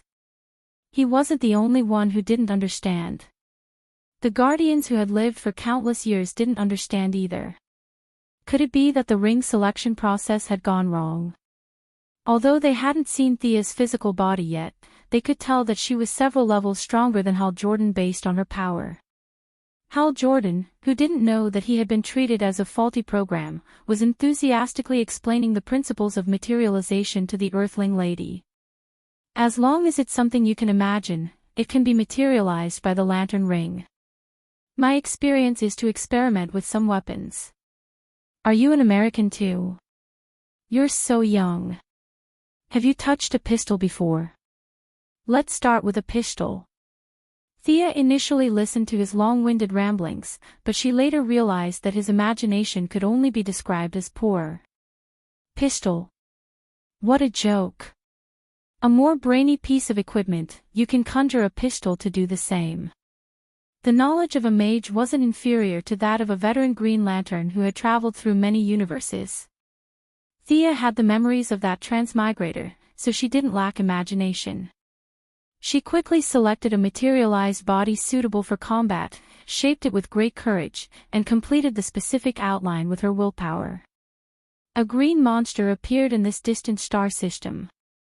The monster looked like a giant tree from afar, but upon closer inspection, one would realize that the branches were made up of 50 heads and 100 arms. Each arm was holding a sharp giant sword. This was a legendary creation of divine power that should not exist in this world. It was a divine abomination, the 100-armed giant. Hal Jordan, who was next to Thea, was analyzing the process of materializing a pistol to a mortar. He almost bit his tongue when he saw such a big monster that was obviously not to be trifled with. Especially when he saw that every face of the monster that Thea materialized was lifelike, and every weapon was like a real object. He was completely speechless and hid in a corner to draw circles. No matter how slow Hal Jordan was, he could see that Thea was much smarter than him. He couldn't help but blame the previous Green Lantern who gave him the lantern ring. This guy must have been seriously injured and made a mistake. He was just an ordinary Earthling. He really didn't have the talent to be a Green Lantern. Amazing talent. To be able to reach this level on your first contact with the lantern ring, you are a strong person. I apologize for looking down on Earthlings. Sinistho wasn't afraid because of the strength of his opponent. Instead, he excitedly materialized his physical body. It was a green giant that looked exactly like him. It held a large axe in its hand and roared at Thea's 100-armed giant without showing any weakness. The larger the materialized body, the more powerful it was, but the larger the body, the stronger the person's emotions. From the outside, Sinistho's giant was 70 meters tall, while Thea's giant was only 50 meters tall. It seemed that Sinistho had won by quite a bit, but considering the length of time that both sides had been in contact with the lantern ring, and the fact that Thea's ring was temporary, it could be said that the difference between the two sides wasn't that big. On the other hand, Thea's 100-armed giant was more detailed than Sinistho's. This was also why he valued it so much and even apologized to Earthlings. If Earthlings had Thea's qualities, they would have unified the universe long ago. In order to show that he valued his opponent, Sinistho turned on the lantern ring's language function and adjusted it to Earth's English. Let's begin. As he spoke, he materialized 2 long swords. Hearing an alien speak English was indescribable. Thea was afraid that she would laugh, so she kept a straight face and also materialized a 2-handed sword. Chapter 271. The 2 of them first controlled the giants behind them to begin the battle. Controlling so many hands at the same time was a little taxing even for Thea with her mental strength. This was the first time Xianxia's giants had seen such an offensive situation, so the 2 of them fought extremely conservatively in the first round. The 100-armed giants' attacks were endless, but the damage it caused was minimal. Xianxia's giants were very experienced, and after calmly dealing with a few moves, they began to gradually counterattack when they realized that the other party wasn't too strong. As Xianxia's main body slashed at Thea with 2 long sabers, Thea, who had expended a lot of energy on conjuring, couldn't take it anymore. She sent Xianxia retreating with a dart and cancelled the 100-armed giant, replacing it with a burly man holding a spear and wearing a horned helmet. This was Thea's old acquaintance, Ares, the god of war. Thea knew Ares very well, and with his divinity, she was very familiar with his moves. Ares, who was 50 meters tall and wielding a spear, was perfect for dealing with Xianxia, who was 70 meters tall. She had to release a portion of her mental strength to deal with Xianxia, who was equally skilled in martial arts. The English 2-handed sword with a cross handle seemed to come alive in her hands as she slashed down at Xianxia's waist. Xianxia's 2-meter-tall height was a little inadequate against Thea's 1.7-meter-tall height. After exchanging a few blows, he knew that he couldn't fight on land, so he decided to fully utilize his advantage and fight in the air. He conjured chains in an attempt to bind Thea's feet. Upon seeing his actions, Thea conjured Diana's lasso and also wrapped it around Xianxia's arm. The 2 of them exerted their strength at the same time, and the distance between them rapidly closed. Thea threw away the lasso and aimed her sword at Xianxia's chest in an attempt to kill him in one strike. Xianxia was a little embarrassed by her desperate fighting style. He could only control the green light energy to float in the air to dodge this heart-piercing strike, but before he could rise too high, he realized that he had been caught in a net. Not far away, Green Ares, who was fighting, threw a huge green net of light at Xianxia at the risk of being struck by his opponent's axe. Xianxia's ascent was stopped, and Thea had already risen into the air to attack. With a crisp clang, Thea's 2-handed sword stabbed into the green shield conjured by Xianxia, and the 2 weapons shattered at the same time. When Xianxia returned to the sky, he didn't plan on engaging in a ground battle. He stretched out his arm and aimed his light ring at Thea. A green beam of light shot out. Thea imitated his actions and conjured a green shield of light to offset the damage. Then, she took out 2 sabers and faced Xianxia, who was wielding a gigantic axe. The intense battle between the 2 naturally attracted the attention of the nearby Green Lantern Corps. There was a constant stream of free Green Lanterns flying outside the arena to spectate. At first, they thought that she was a new companion, but the result of the scanning function of the light ring surprised them. This woman was an Earthling.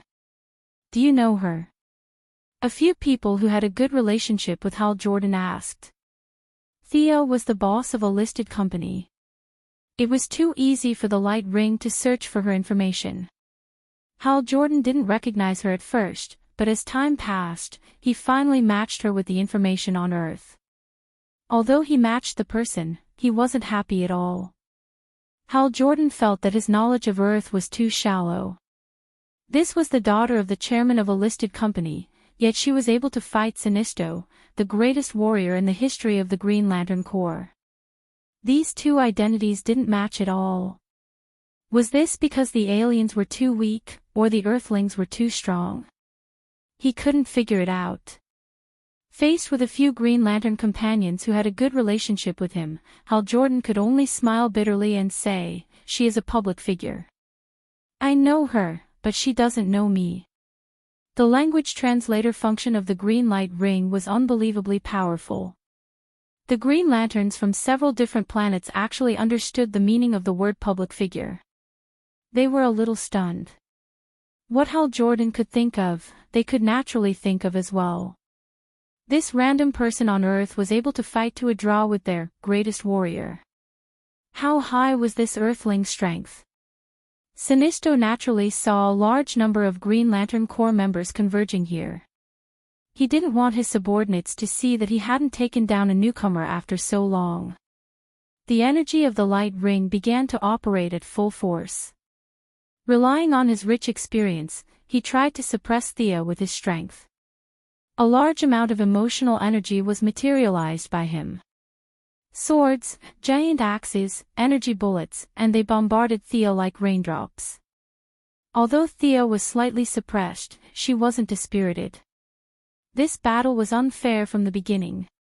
How many years had the opponent used his light ring? How many minutes had it taken her? If she could win against this group of people, she would have slit her own throat. She responded to Xianxia's attacks with a learning attitude. Thea absorbed Xianxia's combat experience like a sponge. A lot of knowledge and magic mutually verified each other, which made her a little impulsive. The battle entered a stalemate. Xianxia used all his skills. He felt that he had never been so serious in the training field before. He brought out the determination to fight to the death. He had to suppress Thea. However, as he continued to exert his strength, Thea's various uses of the light ring became more and more proficient under his demonstration. The situation on the battlefield had been maintained at 60% for a long time, while Thea was at 40%. Neither of them had the ability to break the stalemate. Of course, if this continued, Xianxia would definitely win, but he disdained such a victory. Under the watchful eyes of everyone, to rely on a prolonged battle to defeat a newcomer who had used her light ring for a few minutes. He still wanted to save face. In contrast to Xianxia's anxiety, Thea became more and more confident as the battle went on. What greatest warrior? Bah! That was all there was to it. The light ring's main source of energy was emotional conviction. Her confidence increased, and without her noticing, her attacks became stronger. As members of the Green Lantern Corps who had dealt with the green light ring for most of their lives, other than the newcomer Hal Jordan, all of them noticed that Thea's confidence was steadily increasing. What did this mean? It meant that she was confident that she could win.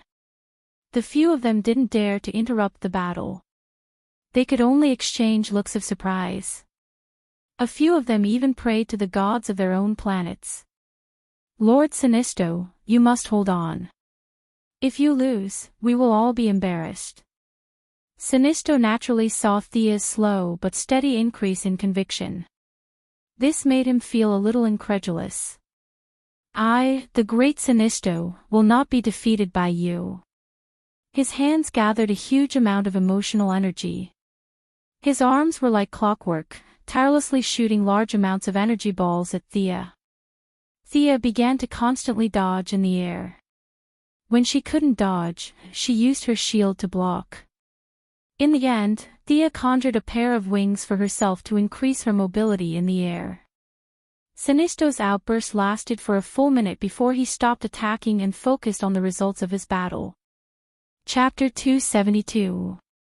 In a cloud of smoke, Thea saw Xianxia's weakness and took 2 green energy bullets head-on.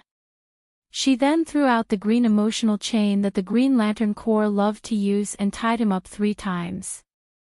However, she still felt that it wasn't secure enough, so she imitated the hexagon light prison and conjured 6 green pillars of light that squeezed Xianxia tightly. Only then did she heave a sigh of relief. The battlefield was silent. All the Green Lantern Corps on Ura had heard the news and came over. They couldn't believe that their leader had been defeated, and many of them were silently cheering for Xianxia. However, their silent support didn't have any effect. Instead, it made Xianxia feel humiliated that he had fallen to such a state. Thea's restraints were extremely tight, and he couldn't break free no matter how many times he tried. However, the benefits of having a strong will were evident. Even though Xianxia was furious, he didn't panic and order his giants to give up their advantage to rescue him. Sinisto's giants already had the absolute advantage, and he believed that it wouldn't take long for them to finish off Thea's giants. However, he had no choice but to give up on all of this and rescue the trapped Sinisto first. Thea naturally wouldn't let him escape. She constantly conjured various long-range weapons and joined forces with her giants to attack Sinisto crazily, but their attacks were all eaten by Sinisto's giants. His original 70 meters tall quickly shrunk to 50 meters, and his body was full of holes. However, his sacrifice was worth it. Sinisto used his strength to finally break free before injecting energy into his giants to stabilize their bodies. The rapid depletion of the lamp ring's power dispelled his thoughts of ending the battle quickly. He flew into the giant's body. On one hand, he could control it more flexibly, and on the other hand, he could recover his exhausted stamina. There's such a thing. Thea had always thought that congealing meant fighting separately from the main body. Now that she had learned another trick, she did the same. She flew into the giant's body and familiarized herself with it a little before controlling the body that was several times larger. The giant that looked like Ares was fully controlled by her, as though the ancient gods of Earth had returned to the mortal world.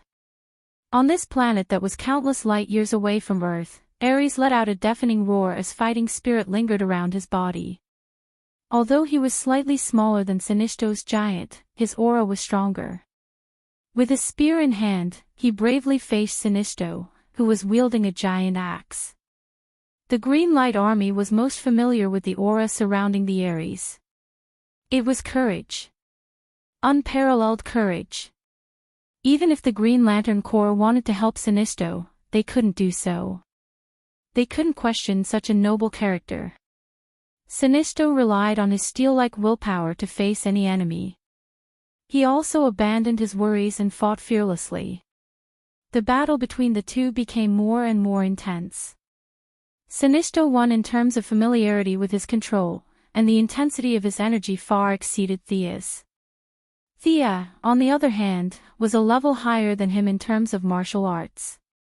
She relied on her skillful techniques to constantly find opportunities to severely injure her opponent. The scale of their battle was getting bigger and bigger, and it was exhilarating. Inexplicably carefree. Thea felt a huge wave of joy. The stronger her fighting spirit, the more the giant she conjured looked like herself. The divinity of Ares that she had obtained that day was rapidly fusing. Originally, she had absorbed less than 20% of it in the past 6 months, but with Thea's fighting spirit being amplified 100-fold by the lamp ring, her fusion speed was rapidly increasing. In this short battle with Sinisto, she had absorbed more than 5% of it. She didn't expect the lamp ring to have such benefits. Thea's originally indifferent attitude changed subtly. If those old fellows were to give her the green light later, should she accept it? The effort and reward seemed a little disproportionate. It was a little difficult to choose. When Sinisto once again repelled Thea's pounce, even his strongest willpower was a little overwhelmed. Thea fully demonstrated what it meant to get stronger the more she fought. The original 6 versus 4 battle was on the verge of ending in a tie. Sinisto began attacking without regard for anything else. He didn't want to continue fighting like this. When the giant was injured, he would use the lamp ring's energy to replenish it. Injury for injury, it was a contest of who had more energy. He ignored Thea's proficient combat techniques. Although the situation was a little ugly, it had to be said that this shameless fighting style had indeed hit Thea's weak spot. She had only obtained the lamp ring for a short period of time, and the time it took to convert her emotions into energy was much longer than Sinisto's. Slowly, she began to run out of energy. When her energy was depleted, it was useless even if she had courage. This was Sinisto's plan. It was simple and crude, using his strength to attack his opponent's weakness. "It won't be that easy to defeat me," Thea shouted loudly. Her giant was impacted by her intense emotions, and its appearance finally became like her. The will of the god of war seemed to have fused with her. The god of war could be defeated, but it would never admit defeat. Countless phantoms appeared behind Thea's giant. This was the scene of the ancient people of Earth fighting against the heavens and the earth. Unyielding. Tenacious. Fight to the end. The giant held a spear and stomped on the ground. With an unstoppable momentum, it charged at Sinisto's giant. Your tenacity is admirable, but you can't defeat me. As her direct opponent, Sinisto knew her every change like the back of his hand. Unwilling to admit defeat, he squeezed out new energy from his body and infused it into his giant. He conjured a very thick shield and prepared to take Thea's strongest attack head-on. Although Sinisto was extremely calm, he still wavered slightly in the face of Thea's overwhelming momentum. He put away his great axe and injected all his energy into his giant, raising the thick shield with all his might. The surroundings were quiet. Everyone was waiting for the strongest scene of this battle to take place. Thea felt that her momentum had reached its peak. She exerted strength in her legs and leaped into the air. At this moment, her agile figure seemed to have fused with Horus's authority, the bravery of the god of war, and the sharpness of a goshawk. Thea had a premonition that her opponent would definitely not be able to withstand her attack. But something unexpected happened. Boom. Thea's giant exploded violently. Powerful shockwaves surged in all directions. The Green Lantern Corps present hurriedly created barriers to block the turbulent energy waves. Thea, whose face was covered in dust, ignored Sinisto, who was still on guard. She flew angrily to the Guardian's side. What kind of broken ring is this? It actually exploded. Fortunately, she discovered it in time and released the energy in all directions. Otherwise, she would have been in danger as she was at the center. The blue-skinned Guardians were a little speechless. It was just a temporary ring. How much energy did you expect to be able to withstand? Indeed, they had not considered the issue of the maximum energy capacity of the ring. The temporary ring was mainly used for the Green Lantern recruits to adapt to the training. Who among the recruits could use it as fiercely as Sia? She had blown it up. This was something they had not expected. Chapter 273.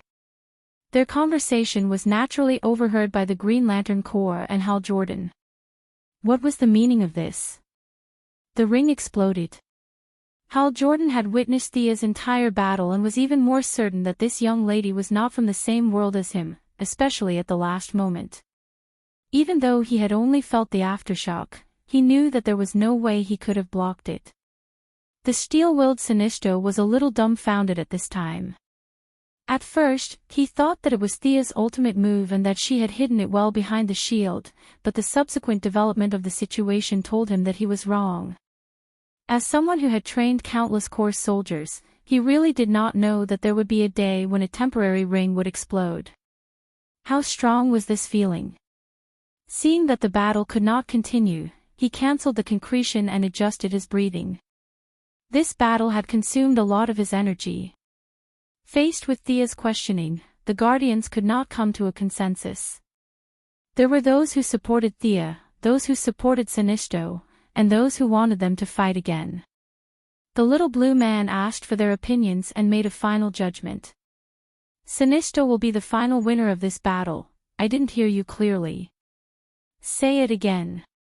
I refuse to admit victory. Thea was immediately angry. This is clearly a problem with your quality. I didn't lose. Although Sinisto really wanted the yellow light ring, his pride did not allow him to accept this kind of victory. This was not a victory, but a humiliation to him. The two of them rejected the little blue man's judgment, which made the little blue man's nose almost crooked. He wanted to let them continue fighting, even if they were beaten to death. However, in order to maintain their authority, even if what they said was wrong, they had to stick to it. For a moment, they were a little hesitant. Just as they were thinking hard, an unexpected disruptor gave them a way out. Elders, Earth is in danger. I beg for your help. The one who spoke was a little funny, but with a strong sense of justice, Hal Jordan, a Green Lantern Corps recruit. Although this Earthling's combat strength was a little weak, he was very perceptive. The little blue man no longer nitpicked at Hal Jordan and said gently, "You are right. It is our duty to maintain the peace of the universe. You go first. The follow-up troops will arrive soon." The hot-blooded young man, Hal Jordan, was tricked by the old man into going to Earth first. He happily flew out of Ura and headed for Earth. The remaining green light onlookers were sent back to pack up their equipment by the little blue men in the name of saving Earth. Only the Guardians, Thea, and Sinisto were left in the originally crowded arena. The Guardians summoned the ring that was constantly flashing with yellow light from the void and did not talk about the battle just now.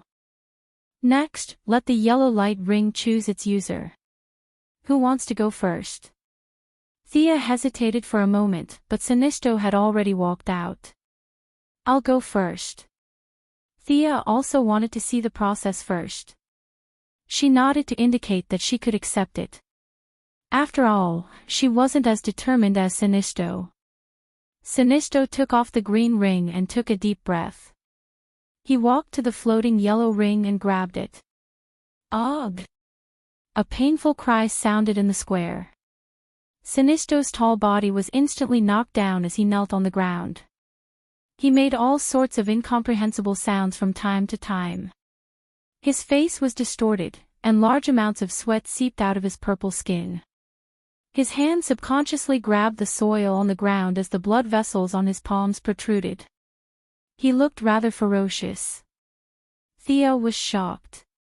"Is there a mistake? It's so painful." Seeing Sinisto's facial features squeezed together as though he was giving birth, she felt a little guilty. Is this the legendary person who subdued the parallax monster? Could it be that he didn't subdue the yellow light ring today in the original timeline? In fact, she wasn't wrong. Sinisto had indeed not reached the highest point in history. In addition, he had expended a lot of his energy fighting with Thea. Although the yellow light ring's birth was inevitable, the Guardians didn't wish for it to be born so early. They had set up this trap because of his urgency. They didn't give Sinisto time to recover, allowing him to face the yellow light ring in a slightly weaker state. This was their obvious scheme. However, they had underestimated Sinisto's potential and ambition. Despite knowing that the situation was disadvantageous to him, he still resolutely jumped in. He relied on his faith and determination. To the Guardian's disappointment, Sinisto's throat couldn't even make a sound after half an hour of mental suppression. However, he finally overcame his fear of the yellow light ring. Although the process was extremely difficult and he sat on the ground in exhaustion, there was no doubt that he had obtained the yellow light ring's recognition. They couldn't deny it, but Thea still caught the worry in the corners of their eyes. "Miss Thea, it's your turn." Although they didn't have much hope for her, they had plenty of time. It wasn't a big deal to let Thea try. If Sinisto had the strength, he would definitely object. "What kind of joke is this? I've already obtained its recognition, and you still want her to go?" However, he was already exhausted and was trying his best not to faint. It was already a display of his strong willpower that he could barely sit up straight. Thea walked forward uneasily and imitated Sinisto's actions, grabbing the yellow light ring. A merry-go-round scene flashed before her eyes. The first scene that caught her eyes was the scene of someone failing an exam. Thea sneered. "I don't write a word, but I have money. I can fill in any score. Is this considered fear?" The death of her parents made Thea slightly sad, but when she saw Moira being killed by Death Knell and Malcolm crying as he was blown up, she still chuckled softly. Death Knell could be crushed to death with one hand. With Malcolm's strong life, there were very few people who could kill him. Even if he died, he would die with a smile. What kind of nonsense was this? When the scene of Diana being burned to death on a cross appeared, Thea laughed out loud. It was too funny. Diana was a demigod, and one of the strongest demigods. How could a mortal's flame burn her to death? Nonsense. The next few scenes seemed to correspond to the transmigrators that she had fused with, but they were very blurry and the images were very vague. They looked very fake. Thea glanced at them and didn't think much of it. When Huang Jia transformed into a giant that somewhat resembled Darkseid and was blinded by Thea with a steel drill, Huang Jia seemed to have crashed and no longer appeared in the scene. What was Huang Jia trying to do? Thea couldn't help but think. Was this thing fated with her? Wasn't it too obvious that it was going easy on her? In fact, if Huang Jia had a human form, it would make a helpless expression. Did Thea feel fear? She definitely did, but who were the people she was afraid of? The yellow light ring, which was based on a parallax monster, couldn't transform into these people, not even their shadows. Chapter 274. The few that Thea was afraid of were existences that transcended the natural order. The parallax monster was still within the range of the natural order, so the yellow light ring naturally did not have the ability to replicate them to scare Thea. The emotional spectrum sounded high and mighty, but those few had the ability to completely erase it from the natural order. It did not want to be unlucky. However, Thea's fear was firmly occupied by those few. The parallax monster actually understood Thea very well because it was also afraid of those few. It tried to find a new loophole in its mind, but it was helpless because the few of them occupied too much of its fear. The remaining fear was distributed to other scenes, creating a bunch of hilarious illusions. The parallax monster was the yellow light ring's lantern beast. Now, Thea was afraid, but she was not afraid of the parallax monster. This created a logical paradox. How should it judge? The somewhat rigid yellow light ring was stumped. The yellow light ring's logical judgment was on the brink of a crash. Thea's consciousness automatically returned to her body, and she realized that everyone was looking at her attentively. Among them, Sinisto's bull-like eyes were especially exaggerated. Why are you looking at me? Thea realized that the yellow light ring's test was not over yet. It was still emitting a strong light, so she did not dare to let go. She asked Sinisto in dissatisfaction. She didn't know that Sinisto had been frightened by her laughter. Was there a mistake? How can you still laugh when there are so many scary scenes? Or do you Earthlings use laughter as a substitute for expressing your feelings of fear? It's too scary.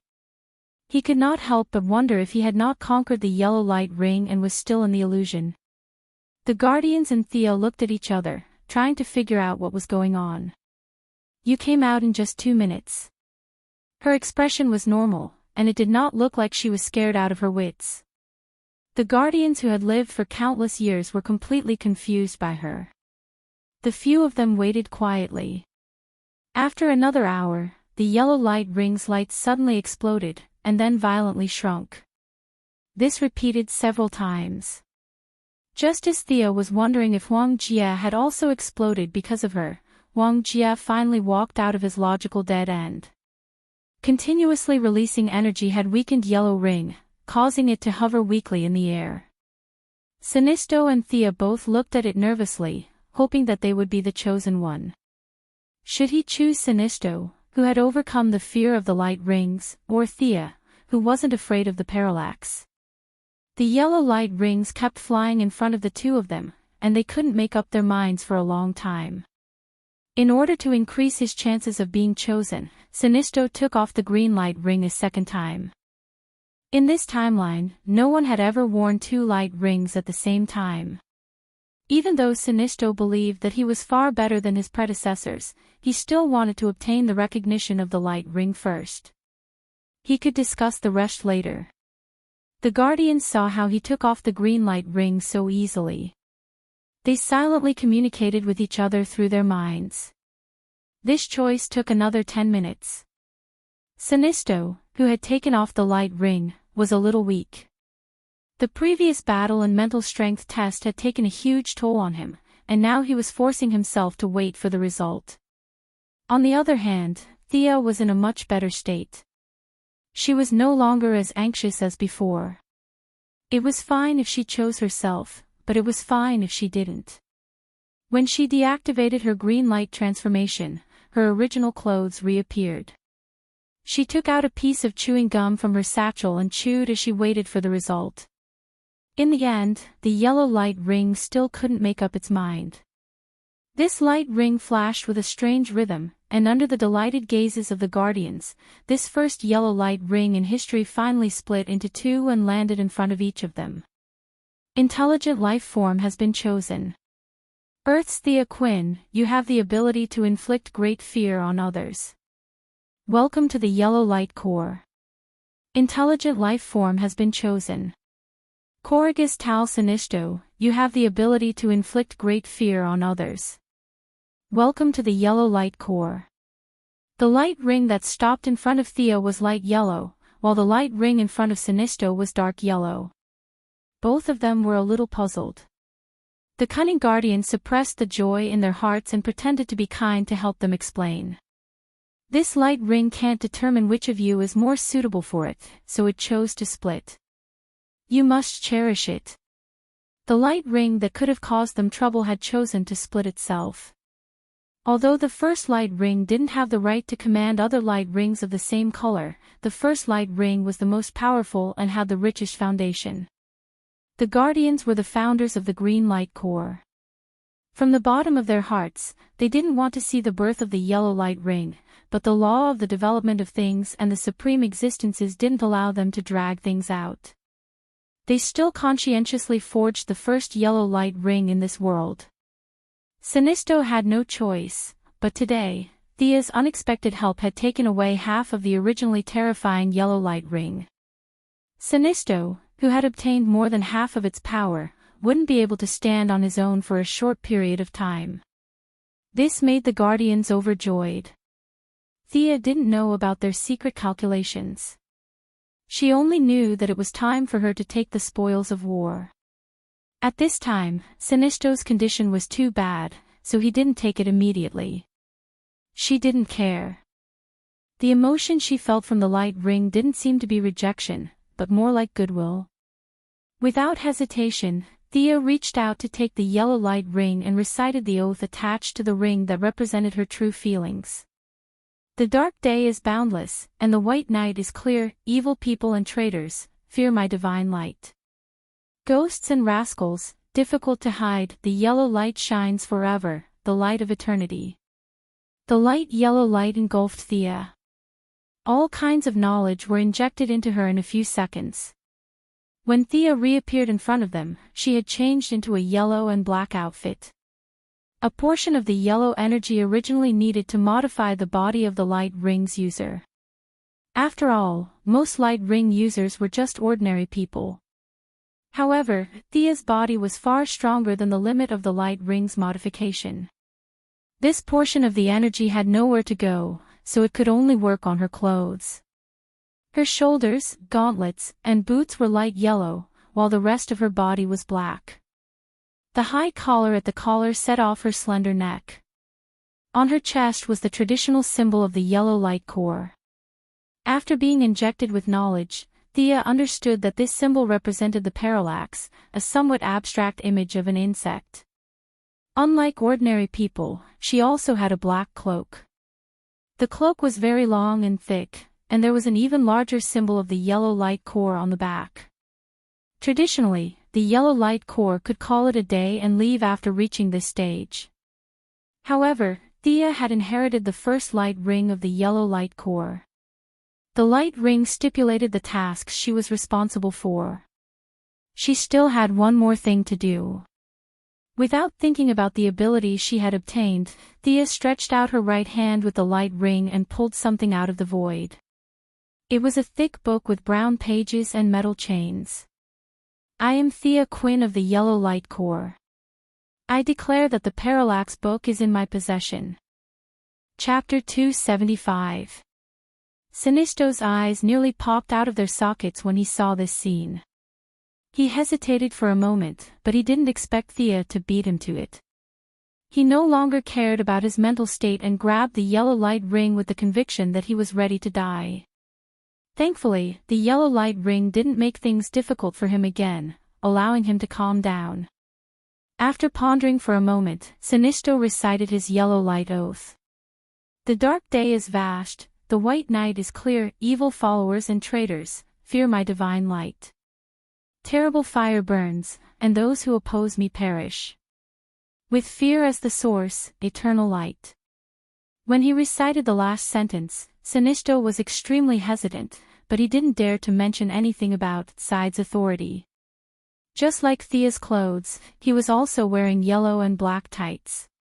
He didn't care much about his clothes. Just like Thea, he pulled out a large blob of yellow energy from the void and announced loudly, I'm also the leader of the Yellow Light Corps. I'm Tao Xianxia. I announce that I'll be in control of the Yellow Light Ring's energy and create a new Yellow Light Ring. Thea felt like laughing when she saw this scene. After her disruption, the power of the first Yellow Light Ring had been reduced by half. Xianxia's dream of going solo had been cut in half by her before it even began. Even if his ambitions were still there, he would need to put in more effort than before to realize them. Perhaps he wouldn't even be able to rebel. What if he worked in the Green Light Corps for the rest of his life? Thinking about it, if he became Ion Knight Xianxia. That didn't sound too bad. If Thea felt like laughing, the old fogies almost laughed out loud. Even with hundreds of millions of years of acting experience, they couldn't hide the joy in the corners of their eyes. They pretended to be serious as they watched Thea and Xianxia sort out their new abilities. The communication between their consciousnesses could only be described as relaxed and happy. The yellow light had turned into such a ghastly state. The initial powerful energy had been split in two, and Xianxia still wanted to rebel. Just do your job. The crisis of their general betraying them had been greatly delayed. The few of them were suppressing their emotions, afraid that they would agitate Xianxia, who was still their strongest fighter, if they revealed an excited expression. Sigh. Thea sorted out her new abilities. It was a pity that the first yellow ring had been split apart. Although its power was still superior to other rings of the same color, many of its functions were unavoidably damaged. The yellow ring's realization, protective shield, high-speed flight, and wormhole ability still existed, but one of Yellow Lamp's powerful abilities had been split into two. This ability was called Instilling Fear. The original lantern ring found the target of the target's fear, then magnified it 10 times or 100 times, scaring the enemy until they couldn't take care of themselves. But now, Thea's ring had obtained the ability to see the source of the target's fear, and Xianxia had obtained the ability to magnify 100 times. Such a powerful skill had been dismantled and destroyed. Thea was in a better situation. She found the origin energy of fear and used it as a short movie to watch. Then, she combined it with her magic to create an illusion and cause some trouble. Xianxia, on the other hand, was in trouble. He didn't know magic, so who knew what the enemy was afraid of? He had to try it out one by one. Both of them were unhappy when they saw this. But after all, Xianxia had obtained most of the ring's functions, such as energy birth, environment playback, invisibility, light refraction, cell regeneration, and energy absorption. Thea had obtained phase shift, space warp, emergency teleportation, and an unbelievable ability. Kryptonian recharge. What the hell was this? The yellow lantern ring also had a part of the sun's ability. Theo looked at it for a long time but still couldn't figure it out. She only knew that the green lantern ring could imitate the wavelength of kryptonite radiation, but the yellow lantern ring could actually recharge. One was damaging, while the other was replenishing. Thea felt the deep malice of the world's will towards the Kryptonians. In summary, Xianxia had obtained all the skills that lean towards combat, while Thea had obtained all the skills that could help her escape. This made her a little speechless. She felt that the yellow lantern ring was mocking her from the bottom of her heart. If there was a benefit to the yellow lantern ring being split into two, it would be that when facing the blue lantern ring, which could restrain the yellow lantern ring, it would be restrained. But from Sinisto's expression, although he had obtained most of the yellow lantern ring's abilities, he was not satisfied. He was extremely dissatisfied. The yellow lantern ring did not change his strength drastically. He, the self-proclaimed leader, had no binding power over Thea, not to mention that she had the Book of Parallax. Lord Guardian, may I know what this book is?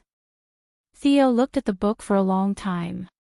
Other than a few hieroglyphs on the cover that automatically told her the meaning, there was not a single word in the book.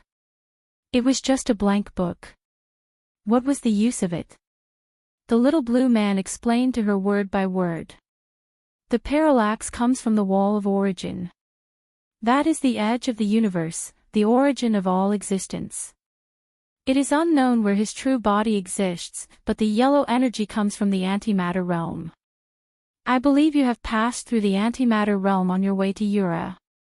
That place cannot be understood by science, logic, or inference. It is the opposite of all rational beings. The yellow lantern ring's energy comes from there, the Guardian said as he pointed at the yellow energy in Sinisto's hand. As for the book in your hand, it should be the Yellow Lantern Corps' roster. Every Corps member will have their name imprinted on it. They will abide by the rules set by the two of you. There will be rewards for meritorious service and punishments for transgressions. There might be other effects, so you will have to figure it out yourself. This book is similar to the Book of Ura of our Green Lantern Corps, but the energy for the book will have to be collected by you. Thea nodded. Wasn't this just a roster? Sinisto would recruit people, record their names, and give them all kinds of benefits. According to the settings of the past, Sinisto would be the red stick in charge of recruiting people to fight, while she would be the white paper fan in charge of logistics. There was nothing else to say. She had to imprint her name on it first. As Thea thought, she imprinted her name on the first line of the first page under Sinisto's murderous gaze. I am the leader. I should be the one to register first. Sinisto was so angry that he pointed his finger at Thea, almost unable to speak. Don't think I didn't see it.